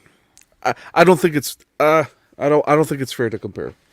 It's not fair to compare. You're absolutely right, John, because this is still a prototype figure. If InArt put out a Gandalf the White, fair play. No, but to compare gray you are to 100% white, right. But I think I would be remiss to not at least put up every comparable release at the moment. So going forward, I don't know why the screenshot looks so blurry. It looked good on my phone, but this is I guess kind of the comparison here, and it looks terrible. I apologize for that. But this is in Viper on the left, Gandalf costume test photos in the center, and then Viper's I guess looks like the crap. professional. So you guys can judge that as you will. I honestly think I know someone that owns the Viper, and I love Lenny. I love you, Lenny. But man, he was already trash talking this figure, and I was like, bro, there's certain things on the Viper that look really good, but I think this portrait looks a little bit better. Viper's portrait is horrific. He actually looks like the guy who played Juggernaut in X-Men. If you guys don't know that actor, he doesn't look. Juggernaut, bitch. But that portrait, can you go back to the 3 there? Yes. Asmus's is much improved, but if you compare it to the movie likeness, there's still some ways to go. I'll tell you that. In the nose, in the wrinkles of the face, his face seems to be more saggy and almost swollen. I think it depends on the scene, though. It's like anything else. A lot of it has to do with lighting. Scene. I'm looking at a still from the movie. Okay, you're looking at this. Go to the other picture where it was a guy. It was just showing the head sculpt. See how much more? No, go back. Now we're clicking too far. The 2 head sculpts. No. God damn it, just Mark. the individual head sculpt. Individual head sculpt. Jesus See Christ. how much more? Yeah. Now see, go back there. Look at the face my there, God. and then show the next one. You see the different details. A lot of it has to do with lighting. I'm just looking at the sculpt. That nose. Yeah, but it that still looks nose, like the it looks swollen like- face. You You can see the textures and the you can see the let me- textures and the tell you skin what, let me- pigmentation, but Well, the the sculpt Viper is still one, there. the Viper one looks like he got hammered enough. His liver's not working. I understand. Yeah, No, the it doesn't Viper look- one it looks doesn't even look atrocious. like We're not him. arguing that, but that's not the Viper one is a custom. That's has nothing to say with anything. But the in-art one's the same. Looks the same. The in-art one looks like he put on 30 pounds. What are you talking If about? you're talking about the wrinkles on the face. But why are we comparing Gandalf the White to Gandalf the Grey? I think it's Compare important to Gandalf the because Grey to Gandalf the Grey, and the inner one demolishes the Asmus one. I think it's important to show a 2022. Give me a second, I gotta company- change my earphones. I think it's important. Oh, he's tactically reloading here. I think it's important. I'll let him get that situated because I don't know if he can hear me. But I do think it's important, for better or for worse, to compare a current product to a current product, right? I think that is important. So let me get this queued up here. I mean, really, I don't know what InArt's product looks like, though. Because we saw a review of a product where they still wouldn't say whether it was a Can you hear us, John? prototype or not. No, he can't hear us. All right, we'll get him here. I just don't. John is a very honest person, but whenever it comes to Asmus and InArt, it's like, you know, I don't know what Asmus ever did to hurt him. You know, I don't know if he has problem trusting people. But then InArt comes around, and I don't know if it's like the new chick in class or what. But can you hear us, John? I don't think you can hear us. So this is a different photo here, a little bit more high quality image, and I apologize for the blurriness earlier, but I still think that this is a solid attempt, right? For a $380 figure, you got to think 120 of that could be diverted to the horse. I got to say, I think I'm very happy with what I'm seeing here. No matter what anybody can say, even John, the first time they saw the head sculpt for Asmus, there's no way they thought, "Oh, that's the Asmus figure." You know, everybody's first instinct is InArt. So then, as soon as somebody says, "Oh, that's Asmus," then all of a sudden it's, "Oh, well, that's an inferior piece of shit product or whatever." I'm like, "Come on, man! You know, we got to call it like we see it a little bit here." Now, does it look just like Ian McKellen as the actor? Exactly, no. But how many Hot Toys where it's like, oh, it looks like, or let's say it looks like Tony Stark, but it doesn't look like Robert Downey Jr. You know what I mean? Yeah, I understand. Could it be better? Yes. 80%. But Can to you hear me, us, Yeah. I think it looks. Okay. I think it looks. Look That at was that. way better than I could have imagined it looking. Yeah, 100%. I agree with you 100%. Where no one's denying here that Asmus didn't step up to the plate. They stepped up to the plate, and you got a Gandalf that's for the price. But it is still... I want to hold everyone's hand to the flame of the candle that were speaking up when InArt came out with their Gandalf. Because you're hitting the same situation, but I'm not hearing the same comparisons. I'm not hearing the pitchforks and... Sorry, no, go ahead, Zach. I think my point is still, my reasoning is, Asmus had released this, right? It's not like this is in development. So for them to recall and delay this on the day of release, but you should still hold them accountable. Hello. Not only that. Oh, I've messaged them. So behind the scenes, we've been messaging them to confirm what level of research they did on the project. So with the textile work, if they had access to the original props for the staff, we're hopefully going to get all those answers soon. They said that they were going to ask their designer for all of those, because I do think you are 100% right. If it is possible to do a running change in the production, I think that would be for the best. I don't think we're going to get the shoes running change, but the staff is my big bugaboo. Yeah. The horsehair. Well, the horsehair, we don't know how big of an issue that is, right? When people get them in hand and we can see if it can be easily futzed, we'll know for sure. I'm just holding them accountable for the photos they sent us. That's it. I will say. But when you say you hold them accountable, you're coming off very like they're on He's a trial bully. here. Of course, Yeah. I'm gonna help, just like you did when Inner showed Gandalf. Hey, I will say this. Hold on. Come on, Mark. I Come on. think when InArt showed off their shit, still have you really yet to come out with a product. Exactly. But for Asmus to come out and show this day one, it's in stock. It's That's what like, you're getting. okay, well, Asmus has released figures before. We know what to expect, and this exceeds it even more than what we're kind of expecting. There's a little more leeway, right? But also, Asmus has never set that expectation with us. Like, hey, obviously they've been communicating more now that Queen's been in the picture, but Asmus has never gone out and said like, hey, we want to hear feedback. We want to take your feedback into account as we develop these figures. They've, they're releasing it, and I will 100% agree with what John has always held to, that Asmus and Hot Toys have certainly changed their behavior since InArt has hit the scene. There's 100%. like 1,000% no denying that. I think it's a shame. I 100% agree with you, John. It's a shame that we didn't have that period to critique. But I think, the cards are already in motion, right? They have shipped people's Gandalf. So we're past that point of being able to argue it. So for me, mentally, I'm like, okay, it's happened.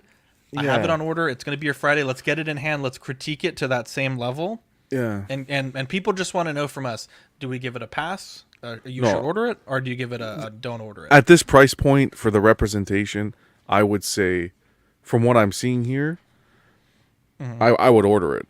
I would order it without a doubt, just for what you're getting out of the box. I think it's worth it. But and full disclosure, two things. This is about $4.36 shipped from Asmus, so shipping was I think $56. There's no tax because we're not dealing with an American company. The InArt Gandalf was $5.35 shipped to $5.50 depending on where you got it. Again, no tax. Sideshow will be carrying this, but with tax and shipping, you're only saving about $7 buying it from Sideshow, and that does not include any VAT import charges if you're in Canada. So realistically, if you have the money and you want to get this sooner than later, I would recommend going through Asmus. Again, you're only going to pay about $7 more. However, Big Bad Twister also does have it, $4 shipping, so you'll save a little bit of money there under Sideshow as well. And of course, as this becomes available to more retailers that order the Gandalf the Grey, you might be able to get some of these deals we're always talking about. In fact, if I can get a good deal on a second one, if it turns out good, we get a hand turns out good, I would strongly consider a second version to have one on Shadowfax and one not. I have to agree. I think even the beard. You don't like the beard? I think the color, the rooting, perfection. But the shape, the way it was cut, it's going to need to be futz as well. Like I said, I think so. Yeah. I think so. Now, full disclosure, for the unboxing, I may not be water treating it. It depends. Technically, this is a Christmas gift, so I'm going to open it and show it off for you guys. Then I think I have to box it back up. But we will do a very thorough. I asked John if it comes in on Friday. Do we have of course your blessing to go live on Friday? I know that's a club day. He said yes. Now FedEx, the way they have it set up, they only deliver on the weekdays. So if it's not Friday, it should be Monday. And I also asked John that if it arrives Monday, we'll clear out. Normally we do 3 or 4 unboxings a night. We'll do a whole stream just on this. Now I do have the first Asmus Gandalf. It's kind of customized, so it's not really a good reference. I have the crown that has one tiny customization on it. And I have 2 1/6 scale horses, so it'll be a very thorough review, to be honest. I also have the 1-to-1 scale prop staff, so we can compare that as well. So if you guys like Gandalf or like very specific, very esoteric Gandalf discussions, whatever that stream will be, we're going to get into the minutia. Yeah, hopefully all up in the minutia. Hopefully I'll be invited. Mark, a fucking Mark, course, you bro. you will be there. I already told you to clear your schedule. Aw. Now, does anyone on the panel have anything they want to add before we move on? I think this has been a very spirited discussion. I think John has had a ton of great points. I'm very excited.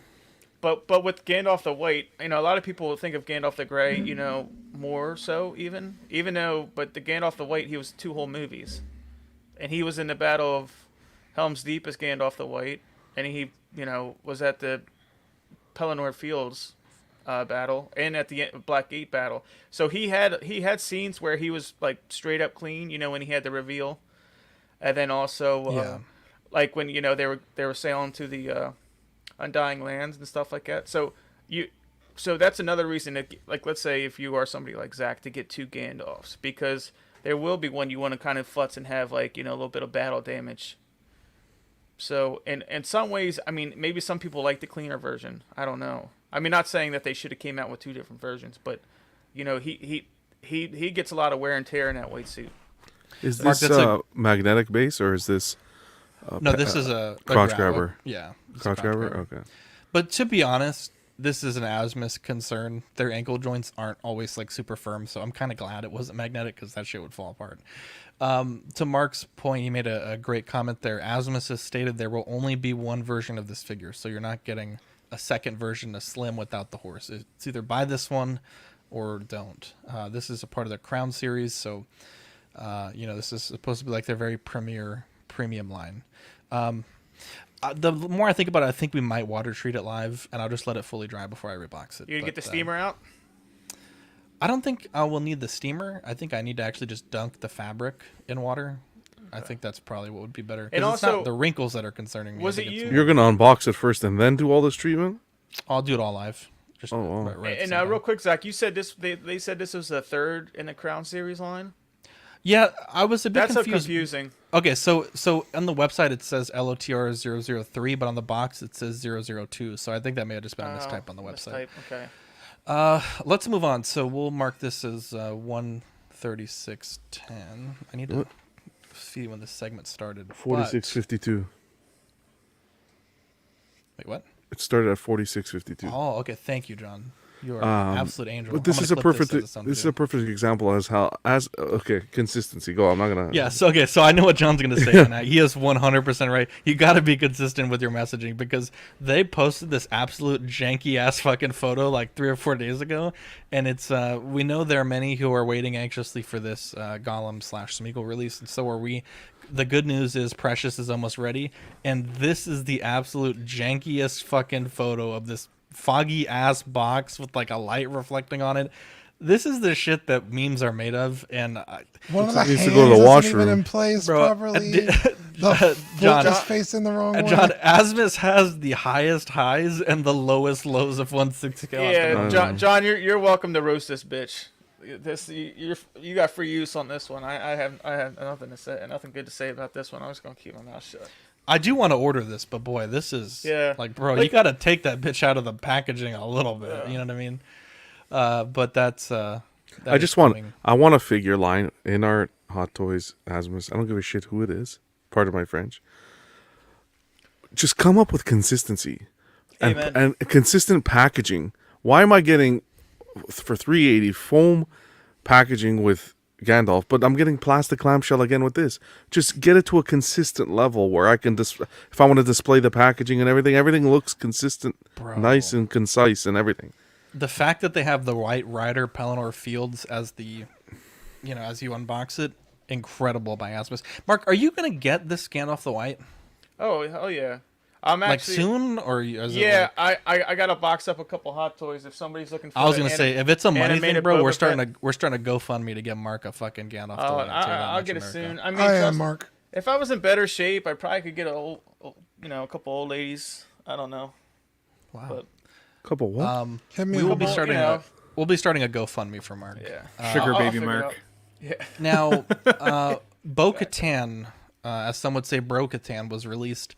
And I gotta say, really disappointed by Hot Toys, right? There was never, at least that I could see, a confirmed rumor that there would be a portrait update. But Marco had said on his stream, the Bargain Bin Bros, that there was at least a rumblings.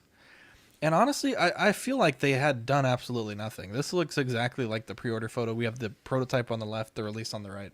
I gotta say I'm not really feeling the portrait. I think everything else about the figure looks good. The single jointed elbow, like Mark said, a big concern for a dynamic character. But what do we think about this, bro? I'm not ever gonna use that fucking head sculpt, so I don't give a shit. No. But I want a Bo-Katan. No, Dean. So fucking bad, bro. No. It's such a shame. You It's such can't. a terrible You can't logic, though.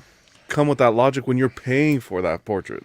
Thank you. You can't, because then Hot Toys will just run amok on us all like they're doing. You're not wrong, but also I'm not gonna use it even if I'm paying for it. So like, I don't have a choice to get it without it. So I'll say she looks more like a female in the release. Yeah. But still, it's more like the same portrait. They No, didn't no, change it. they She's did. got to go through more of a cycle. They She's don't- gotta I go don't through think more they estro- did. The more portrait- estrogen.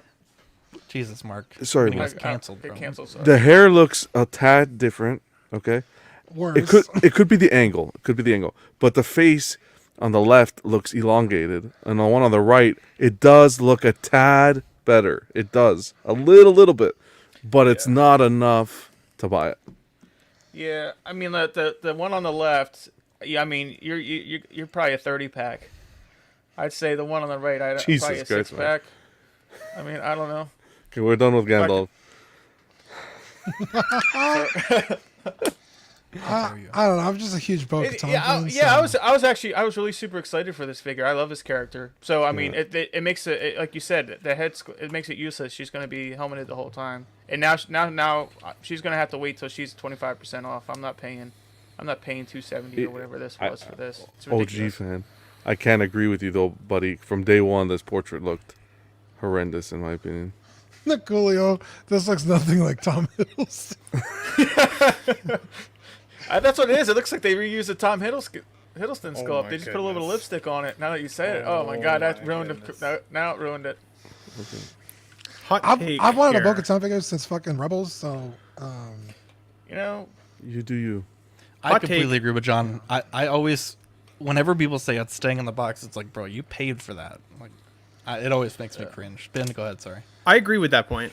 By the way, I haven't said much because I didn't have much more to say on Gandalf. I ate an entire cupcake on stream, so if anybody saw that, I apologize. However, I don't think this looks that bad. I like Katie Sackhoff as an actress. I loved her in Battlestar Galactica. The fact that they brought her into Star Wars I thought was fantastic.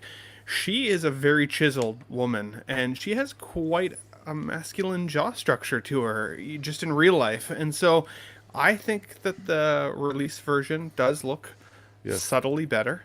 With the exception of the hair, I agree, Dean. I think that the hair actually kind of does look a little bit worse. I think it looks more detailed in the proto. But I see Katie Sackhoff in this head sculpt, and I think if you like the actress and you like this portrayal of Bo-Katan, I think this is still a buy for sure. Most people that I know or that I've spoke to are going to display it with the helmet because they really like the design of that helmet.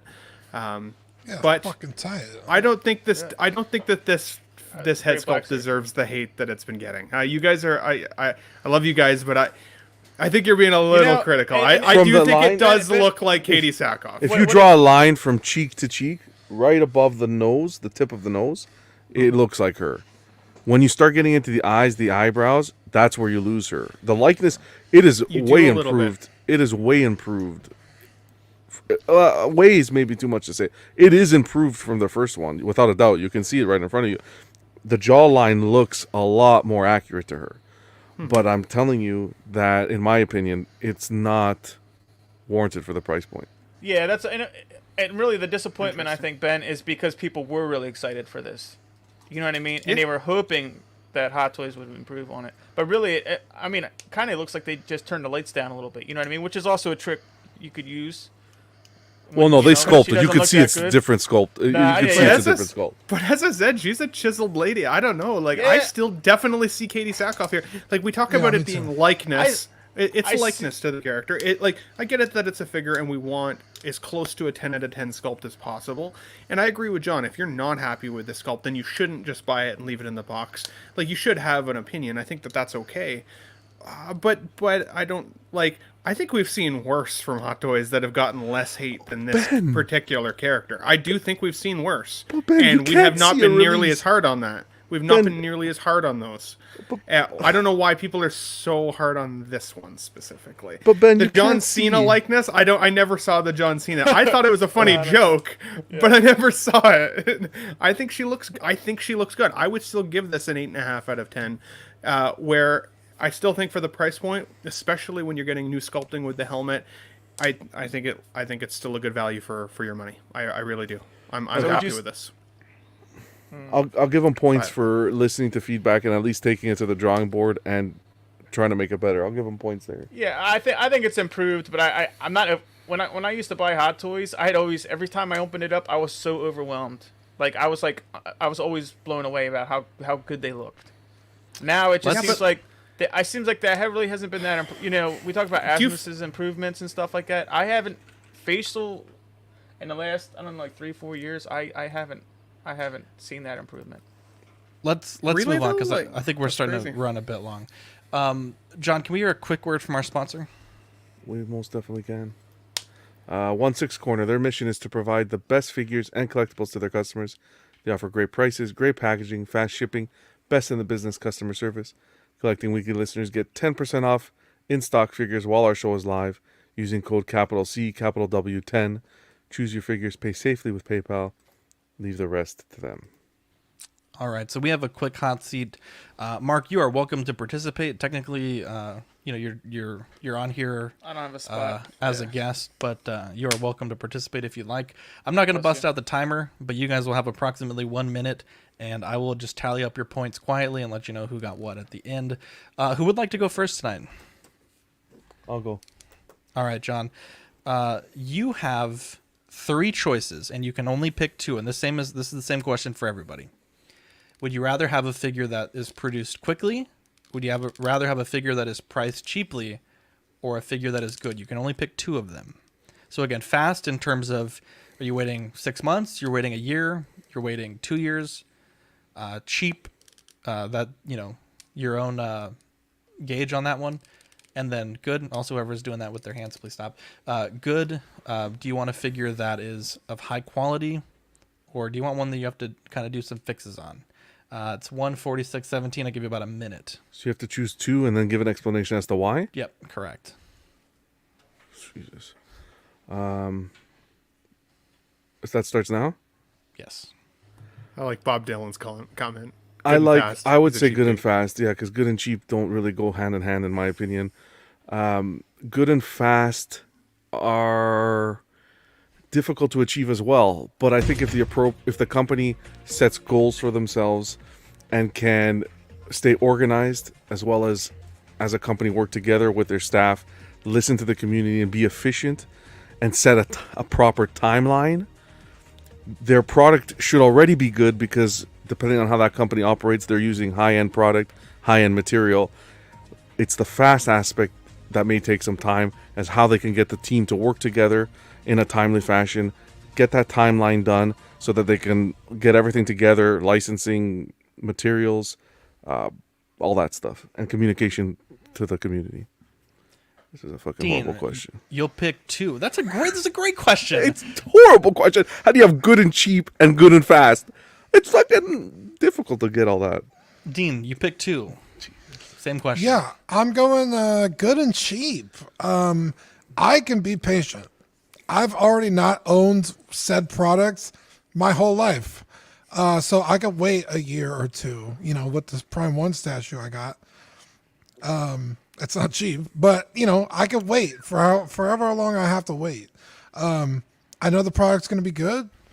And, I'm saving some money, so I'll fucking wait as long as I have to. I really, am I going to be annoyed if it takes, super long? Sure. But, I'm going to get it, and it's going to be cheap, and it's going to be pretty good. So that's my answer. Ben, same question? So I'm with Dean. I think good and cheap is definitely the best way to go. When I think fast and cheap, I think McFarlane or smaller scale releases where they bang them out quite a lot. When I'm thinking 6 scale, something that I want premium on the shelf, I want it to be good quality, but I definitely think that the price point matters, especially when you get into the point of collecting more than just one or two of your favorite figures. If you want to collect a lot of options, you're going to need the price point to be good, but at the same time, you're still paying a premium dollar either way, even if we consider it a cheap release, so you want that good quality 100%. I loved all of you guys' answers tonight. I'm gonna give 2 points to Dean and 1 point each to Ben and John. So let me just add these up here. Mark, you just sit there and look pretty. That puts. I'm sorry, John. Mark, did you want to? Nah, it's all right. You guys hit all the points. So okay, so that has John still our points leader at 7 points.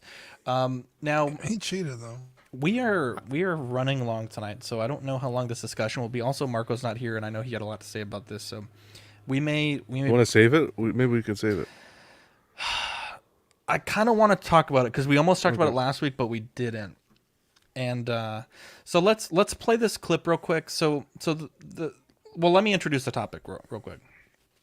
Sideshow has had Almost Gone, and they've also had. Well, now the chat's saying save it for next week. I don't know. Oh, is this the one that we were talking about in the chat? Yeah, chat. Let us know quickly what you want. You want it now or you want it later? No, this one we should talk because it's. Do we want it good and cheap or do we want it fast? Yeah, there you go. Fuck it. We'll do it live. Yeah. Okay, so Sideshow has been. As you're browsing the website, you might see Almost Gone, our waitlist, on figures that are still in pre-order. Right now, this is a new thing. They hadn't typically done this, and Sideshow has gone out and addressed this. Now, this stream, I had a hard time finding it, and I only was able to find it in a clip on a group, so it may have been one of their private streams that they do on their Facebook group. And so I'm going to play this clip, and we're going to show some examples, and then we'll talk about it. So this is about a 40-second clip, so we'll be right back. Oh, you don't want to sit on any pre-orders anymore. No. I'm just warning everybody. Okay. Don't sit. The pendulum has swung. If you don't pre-order, you're gonna miss out. Yeah. And that's why I got my order in today. I'm like, shoot, so I totally need it. Totally getting it. There's a lot of speculation when things say low stock. Is it really low stock? And yes. It's truly low stock. It's really low stock. No, and especially if it's a pre-order and it says low stock, order it because that's it. Like we're not getting more than the one that we're gonna order. Yeah. So yeah. So it's a ball-headed lie. So with that being said, I'm going to provide some examples, and I also did a little research this weekend and have screenshots of figures that are only on pre-order that are either low stock or on waitlist. And we can compare this as figures go back into pre-order status because I genuinely don't believe this. Now, obviously, the company that's selling the figures has a vested interest in us not waiting on pre-orders, but I certainly would say the last few months we've seen a lot of figures transition from pre-order to waitlist full. So a few weeks ago, last week rather, this was the figure that kind of broached this subject. Mandalorian and Grogu, which had been on waitlist for a very long time, was on a waitlist. Now this is the season 2 deluxe Chrome version. This was a thing that, again, the waitlist was there. Now it's back on pre-order, and I really struggled to believe that because it's not released. I don't think the hype has died down for this figure, and I can't imagine that such a quantity of people have canceled this figure such that the waitlist has been full. Every single person on the waitlist is either converted or denied it, and it has gone back into pre-order solicitation. We saw this a few weeks ago with the Boba Fett repaint armor exclusive on Throne. They had that 5-day window. They told us no more after that. And then it went back up for pre-order many months later. And Marco wanted to point this out as well. Sometimes he's browsing figures and a red low stock remaining shows up or a blue screen shows up when you add it to cart. And it feels very misleading. You might be looking at a collectible, and you might see 300 people are looking at this collectible now. We talked about it during the gaslighting segment, but I genuinely have doubts that this is accurate. Now, taking a snapshot... Oh, did I not put these in here? Give me 1 second here. Taking a snapshot, there are some figures that, again, are on waitlist currently, or that are on low stock. But, Dean, I'm going to let you talk about this, and I'll let you guys bring this up, and then I'll show you guys kind of the snapshot that we took. Yeah, we've talked about this countless times where something goes on, join the wait list, and everybody's like, fuck, I missed out on it. And they go and jump on it, and then immediately it converts. It happened to Ben like a week ago. Ben, I'll let you talk about that in a second. That happens constantly. And of course they're going to jump on stream and fucking gaslight you into fucking spending money. They want your money. They don't care how they get it. So, if they have to fucking lie to you, so be it, allegedly. Just my, what I think. My opinion. Dean's opinions do not represent Auxiliary Media Group or Collecting Weekly LLC. Yeah, like Zach said, they have a vested interest in you spending money. So it's like, oh, if it's in stock, if it's low stock, it's low stock, guys, and like everybody jumps on the bandwagon. Like, okay, come on. Yeah, and if you check your spam folder, out of the dozen Sideshow emails you get every day, about 3 of them are about low stock items. Like get them now, and obviously they're not selling enough stuff with their 13% off deals or whatever the hell they got going on. Yeah, so they're just 50% off right now. They're trying to they got warehouse stuff to clear out, so it's just calling bluffs. Yeah, and we saw it with Venom.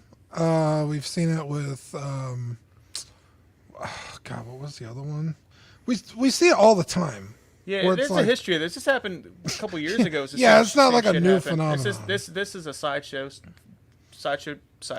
Also, it's just a really quick thing where he's like, if it says we're not getting any more, that's it. We're not getting any more. It's like, well, then why do you have a wait list? And that's the address to address Sean's point here. A company like Sideshow places an initial order. If it sells out, it'll go to waitlist. If demand is there, they may order more. Exactly. So the point that we're making, Sean, is they're saying they're not ordering more, right? That's the issue. Yeah, waitlist could see cancellations, right? It could, but you're telling me there's enough people that canceled that it's now back up for pre-order, that you've fulfilled your entire waitlist? I don't believe that. No. That's so we have examples of this actually happening. Do we have examples? Because there's only one way to tell whether this guy's full of it. And let me just say this quickly: the level of speculation, the level of professionalism, considering that Sideshow, God knows how much money they make, and the level of professionalism on their streams like that are -20. But besides the point, this guy's coming out here and saying, "Oh, once it's gone, it's gone. You better act now," inducing the collecting community with FOMO. Do we have anything that ever since that comment's been coming out of that guy's mouth that has been waitlisted and has gone back? Do we have anything confirmed? The reason why the topic came up is that Reddit thread, right? They had made that statement and then like, okay, now this is back up for pre-order, the Mando Deluxe. But this is also why I wanted to get a snapshot so that, in a month, 2 months, 3 months, we can revisit this discussion. So these are the figures that are on waitlist currently. And this was as of Friday about 7 o'clock Central Standard Time in the evening. The KX Enforcer droid, the Heavy Weapons Clone Trooper with Sidecar, Electro, Batman and Signal, Classic Loki, Kate Bishop, Peacemaker, Boba Fett Deluxe version, Boba Fett quarter scale, and that's the Deluxe quarter scale as well. Mark IV quarter scale, Gilgamesh, the Bat Cycle, the Bat Signal, and the Iron Man Suit Up Gantry. Now, again, these are only the figures that are on pre-order and also on waitlist. Now, if you go to the low stock remaining, so these are, I went through all the figures and saw which ones popped up with the red message. Again, this may be inconsistent depending on, Marco says he never saw low stock on certain figures. Other people did at the time. The ones that popped up for me after going through all their pre-orders, which took a long time, by the way, Neo, Green Goblin Deluxe, only Deluxe, not the Collector's Edition, and then the Iron Man Stealth Suit, the blue version, the classic blue version. This one was actually almost sold out, so this was not a low stock alert. So that is your barometer for the future. If this continues to happen, where we see, again, there was, 4, 8, 12, 14 figures that were pre-order waitlist. So we'll keep an eye on that. But I'm curious if anyone else has any thoughts about this. Like I said, we're running a bit long, so feel free to chime in, and if not, we'll move on. I'll try and keep it short, though. So I said a couple weeks ago, I feel like sales conditioning is 100% a thing that businesses do when it comes to marketing and like just sales strategy. When we as collectors see low stock remaining, it triggers us, right? We don't want to miss out. That's the FOMO, 100%. The Green Goblin on Glider, we saw that have low stock remaining once the other Goblin was released. I pre-ordered that Goblin because it said low stock remaining and I didn't want to miss out because I liked the original version 2.5 weeks ago. and it still is in stock. I missed on the Peacemaker, and I put myself on the wait list, and it converted within 24 hours. 24 hours of me putting myself on the wait list. Now, did I get lucky? Maybe. I don't know. I think the problem when it comes to, maybe problem is not the right word. I think the challenge we have as YouTubers and streamers and content creators are that none of us really know what the hell is going on. It feels like we're being conditioned to change our perspective on whether or not we should buy these sooner or later. When we have Sideshow panels, they're paid to be there, so I don't necessarily trust what they're saying. I don't also think that you should just buy because it says low stock. I think what we need to start doing is recognizing what's really important in your collection. What can you not afford to miss? Back when I started collecting Hot Toys in 2008, back then things went out of stock and then they were gone. If you missed it, you missed it. You missed it. The last 3 years, we've gotten really spoiled by being able to wait for discounts and being able to wait for things to just sit around and see what happens. I think that they're trying to curb that. They're trying to kick that away and make it more exclusive again, right? Like, make it exclusive again. But they're not necessarily going about it the right way, and they're not necessarily feeling like they're being all that honest. I don't think any creator right now on YouTube knows exactly what the hell is going on. They're just... It's all speculation. It's all speculation, 100%.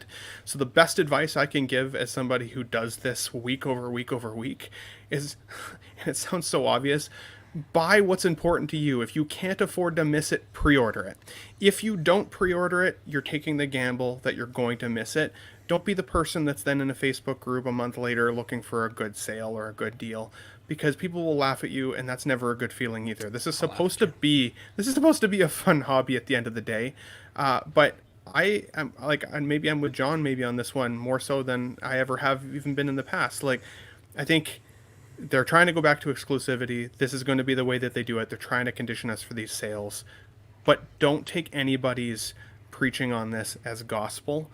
Buy it if you want it. If you're on the fence and you're only buying it out of FOMO, there's a good chance you're going to sell it down the line. Will you make a little money? Maybe.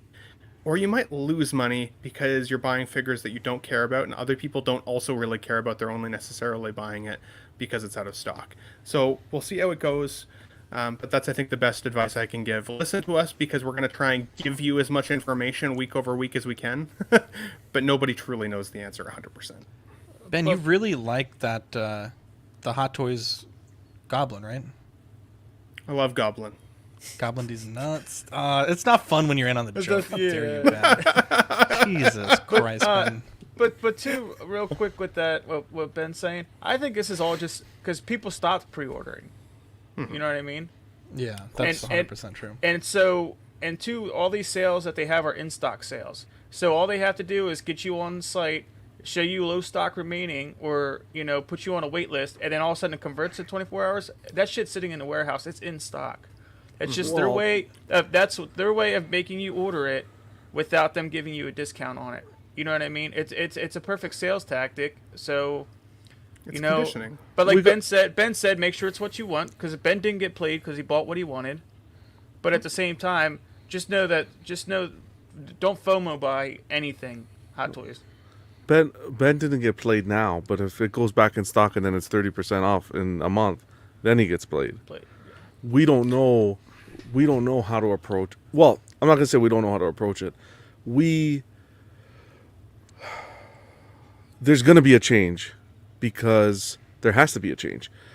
Sideshow, if you look at the discounts that Sideshow have been putting on Hot Toys, and they're selling, but they're still not.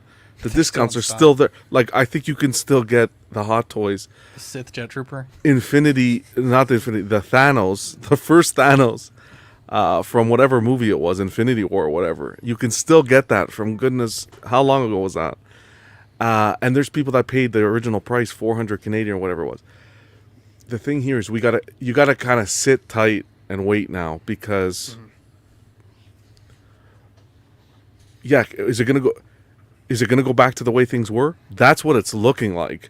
I can't see I would be shocked if a panel of Sideshow reps go on screen and make a statement like that, and there isn't some truth to it, though.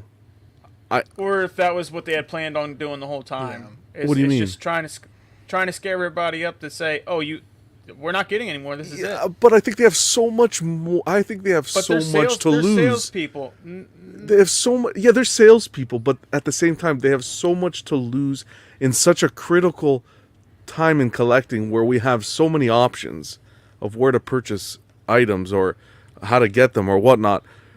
I think that would be such a stupid move to come out here when everybody and their mother has a camera and a microphone and is streaming. I think it would be such a horrible business plan. It would be such a horrible business plan to have this company my fucking life come out and make lies where it's going to be, when we discuss the topic, it's going to be like a piranha tank, and we're going to eat them alive if they lie. Yeah, I think that's why it's also important. It's also important to prove it. We just documented everything. Yeah, because the thing is, we've all seen this happen, right? But we don't have like that. I guess you could go to the Wayback Machine on every single figure, but that would take hours. You're right. Like, there's no telling if maybe we did fill all of our wait lists and now we have open spots. There is 100% that chance. But they're salespeople. They half the time, if you watch any of their streams, they're so unwatchable. People have no idea what the hell they're talking about. Okay. And now all of a sudden they're in absolutes. They talk in absolutes. All of a sudden they know how the whole company's run and who's ordering what. And all right, they're not the ones ordering this stuff. They're just the Facebook, Twitter people. The only other thing I'll say to John's point there, because I think it's a great point. I understand what you're trying to say, John. I just think that, like, as a sales person myself, if I was trying to lie to try and sway an audience, to try and condition them to sell and buy my product, and then I got caught in the lie, I would pivot and just say, geez, you know what? We heard the audience. We heard what you guys were saying. We recognize this isn't the way that we should go, and we're going to change it. But it would be an easy pivot, and it would be so hard to prove that they were actually lying on stream. There's no way to Ben, but we've just sat here. Ben, we've just sat here and had this discussion. 5 adults have had this discussion. God knows how many other channels have had it. How are they going to sway us? They're not going to sway us and pivot because we would catch them. You know what it is? It's the McRib job. This is the last Mark, time. I don't even know what the hell you're talking about tonight, buddy. I don't know what you're talking about. You're talking about McRibs. Let him go. It's a McRib sales job. Every time the McRib comes back, it's going to be the last time. That is true. And then guess what? This is the last time. This is your last chance to buy the McRib job. I don't agree with the fact. I don't agree with the fact that you should pre-order because you love it day one. Well, not that you love it day one. I just feel like in the climate that we're in, just take caution when you're pre-ordering, because I have never seen a climate like this where everything is just so heavily discounted. And change is coming, because it has to be, because no company will be able to sustain a business this way with so much product. We're talking about Sideshow, a company where you get mad at when they reissue, or they redo exclusives and they touch up the paint a little bit and fuck with them. And you're like saying, "Oh no, company wouldn't do that. That would be stupid for a company to do that. They would trust them." Well, you're saying I'm not saying to trust them. I'm just saying we're jumping down their throat. Let's take a step back at the same time. We're just saying the pattern. There's pattern there that completely contradicts with what they're saying. They're saying, "Oh, we're not ordering anymore," when this stuff goes in and out of stock all the time. But we haven't seen that happen yet after that statement. It literally happened right after that statement with the Mando. When 6 Scale Scavengers started, they talked about it on multiple episodes about how stuff would be waitlisted, and the next thing you know, it's up for pre-order. It's happened. I'm not saying it hasn't happened. The point here is the point is now they're coming out with a statement, Mark, and saying that the statement now we have to hold them accountable from this point. From this point, I mean, we can't John, go back. Not wrong. You're not wrong, because Hot Toys isn't going to keep overproducing shit if no one's buying it. You're not wrong, and I said that on Will's Foxifications channel. I was like, bro, if everybody waits to order something, they're going to scale back hard, very hard, and then it is going to be very hard to get stuff again. I do believe that's true. So I know where John's saying. We do this show every week. I see what comes in. Waitlist. I think we should. I think we should hold them accountable, John. I just think that they'll pivot if they get called out, and then okay, let's move on. I think we're talking around in circles here. Let's move on. Jesus Christ, we've said the same thing like 40 times. Well, you're gonna bring up hot topics, Zach. We could talk about it. No, what's the point? No, we can, but I think if we're just circling in circles, then we keep circling. We gotta make a square, bro. We gotta zig when everyone's zagging, right? Jesus, yeah. I was trying to friggin'. Now we have no time for poor Kevin Conroy, dude. Rest in peace, man. One of the most. There's always time for Conroy. This is the worst. One of the most iconic voice actors in our time, ever since Batman the Animated Series, which I know Ben is a big fan of. But he passed away. He passed away this week, and yeah, it's there's been some details. I don't personally think it's appropriate to talk about that, but. We pray for his friends and family, and he certainly made he is when I in my mind's ear, I suppose, if you will, he is like Bob Dylan said, the voice of Batman, the one true Batman. There's certain characters that, as much as they've been recast or revoiced, they will always be that character, and I 100% wholly believe that this is the voice of the Dark Knight, and I think that he has done so much for DC fans, for Batman fans, and even being able to. I want to say he appeared as Bruce Wayne in the Gotham show for like an episode as like an older. It was in It was in the Batgirl television show for one episode. Thank you, which is a tremendous honor that I'm sure he really enjoyed. And he's one of those guys that would run the con gambit and shake and talk to people and shake hands and stuff like that. He was. It's tough to see your childhood heroes kind of like, you know what I mean. Even the Arkham games. If you want to be Batman, his voice as Batman in the Arkham games are amazing. Like he's been Batman my entire life. Exactly. I'm an '87 baby. Yeah. He's been Batman my entire life. It was devastating news. Pretty much in any context he could be Batman, he was Batman, and I think he just is Batman, and so that's He still had another voice role planned for 2023. Like he was still going. Yeah. In their current crazy. Animated feature films, yeah. Mm-hmm. I know I always talk about I'm not a big Batman fan, but even for me, I watched the animated series growing up. I associated him with Batman 100%. So when he was in the Arkham games, or even I believe also the Mortal Kombat, or not the Mortal, what's their game called? Arkham Asylum, or no, the fighting game. DC. Oh my God, it's on the tip of my tongue. Injustice. Yeah. He's Batman in that one too, right? Yeah. It's just kind of it's crazy to think about. We're not going to have him around anymore. Yeah, and some people, I don't know if it's people that are really young or something, but they don't realize how big the animated show was. I mean, there's a lot of people that everywhere. When they think of Mark Hamill, they think of Joker. And I mean, the guy is freaking Luke Skywalker. You know what I mean? For people at that, for the 87, the Ben Thomas age people. You know what I mean? Yeah. That show was huge, man.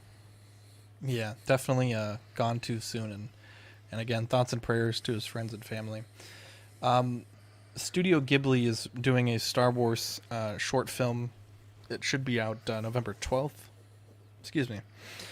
And we're very excited for that. Of course, it will probably be on Disney+. So stay tuned for that.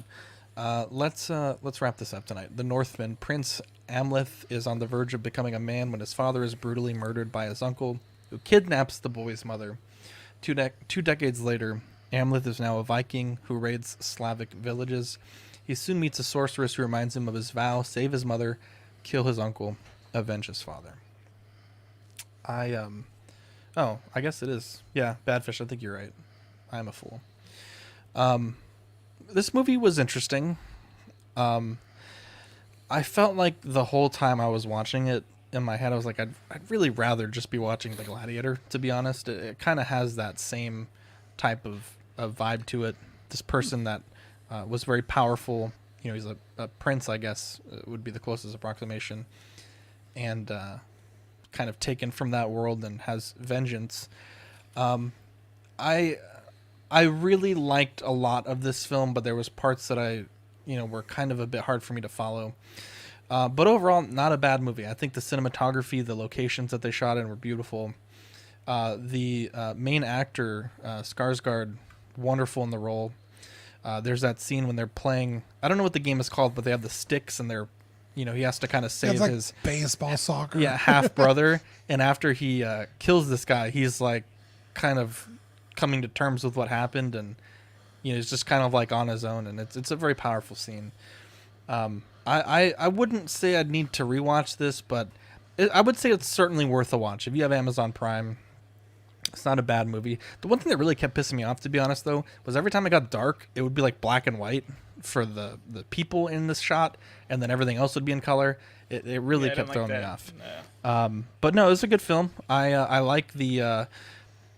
This might be an ignorant statement, but the cultural aspect of it, I don't know if it's true, like if this is really a part of their culture, but the things with Valkyrie and Odin and Hell and the different culture that was brought in, I really enjoyed that. I'm not that familiar with it. I don't really watch or know about a lot about the stuff. I haven't seen like any of the Viking shows, so for me this was like a pretty good introduction to that, and I think they handled it pretty well.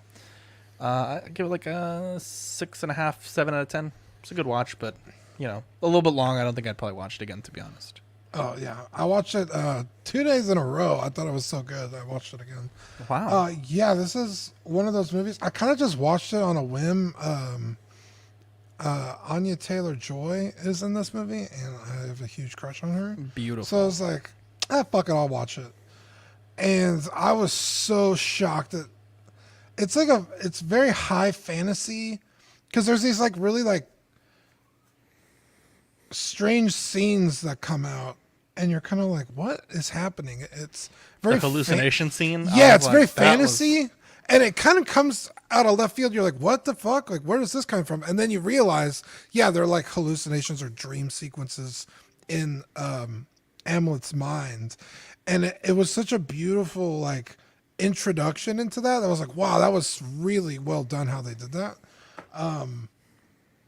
And holy shit, what a fucking movie, bro. The whole time he's like, he has this mission from when he's a little kid, right? And he's on this, I guess he gets lost for a while, several decades probably. And he finally gets back on track, and he has this idea in his head of what things are going to be like.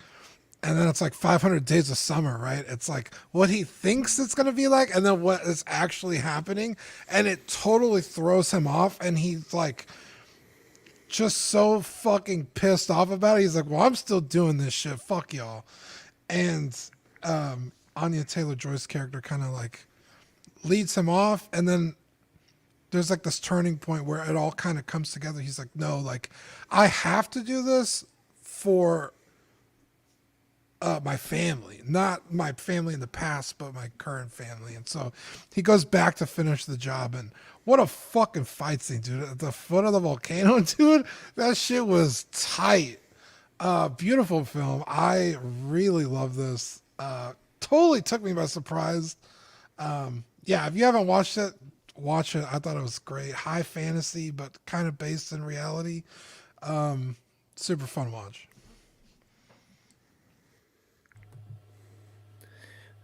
John, I'll go first, buddy, before you. So Dean recommended this one to me a couple weeks ago, and so I ended up watching it before it became movie of the week. And I've been playing God of War Ragnarok. I'd also been playing Valhalla, Assassin's Creed. So like, just the Viking kind of concept has been definitely like a theme for me over the last quarter, which has been crazy. And this, for me, didn't disappoint. I'm with you, Dean. I would definitely give this a pretty high rating. I really, really enjoyed it. And what a banger cast. I mean, like, so the director, Robert Eggers, I mean, I think the last film I saw from him was The Lighthouse, that had Pattinson in it. And that was one of the best Robert Pattinson movies I've ever seen. Great film. And again, I want to watch that movie so bad. Great movie, dude. It's definitely worth a watch. And for me, like, he kind of carried that over to this film. You can tell, like, even just with the banger cast in this, right? I mean, we're talking about Skarsgård, we had Ethan Hawke in there, Nicole Kidman, and Dean's crush, of course. Like, it was a banger cast.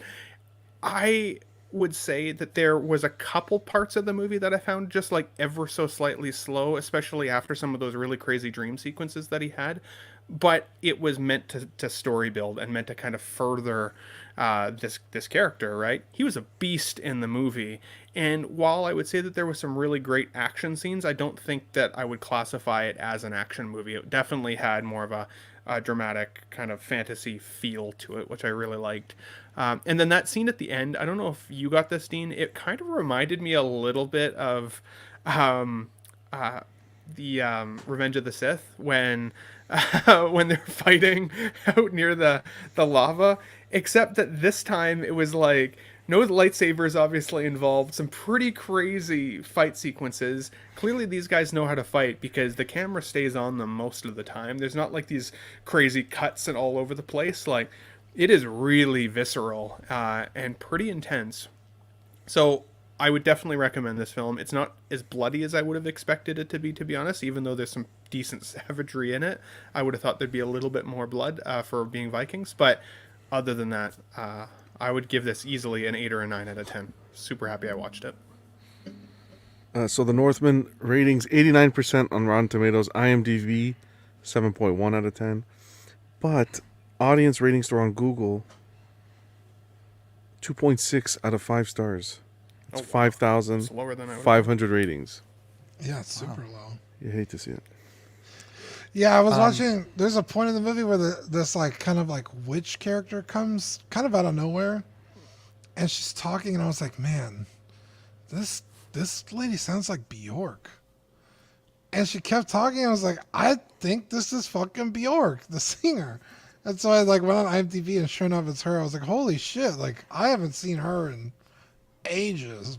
Yeah, she makes an appearance. I don't even know who Bjork is, but yeah, she's a singer from like the 80s and 90s. She's pretty famous. I didn't catch that either. Oh, that's where my damn slides. I was wondering where those fucking things went. I was like, I know I put them in there. They're at the end. John, movie of the week for next week. I'm gonna choose. We had discussed. I'm gonna choose Spider-Man, the Sam Raimi, the first one. Hell But yeah. I know Ninja just put in 47 Ronin. Ninja, I checked. We don't have it streaming here, so I'm sorry. Wait, did she sing 99 Red Balloons? Bjork? No. Oh, okay. 99 Red Bodies. Okay, let's blow through this. We'll power through. CW Awards, nominate now. You can scan that link there on your television for a chance to win a $50 gift card. I think we have about 80-something people that have put in so far. So the more nominations we have, the better we can serve you guys for the award show. Put that link in the chat for you guys. Dean, let's hear a shout out for the pillars, please.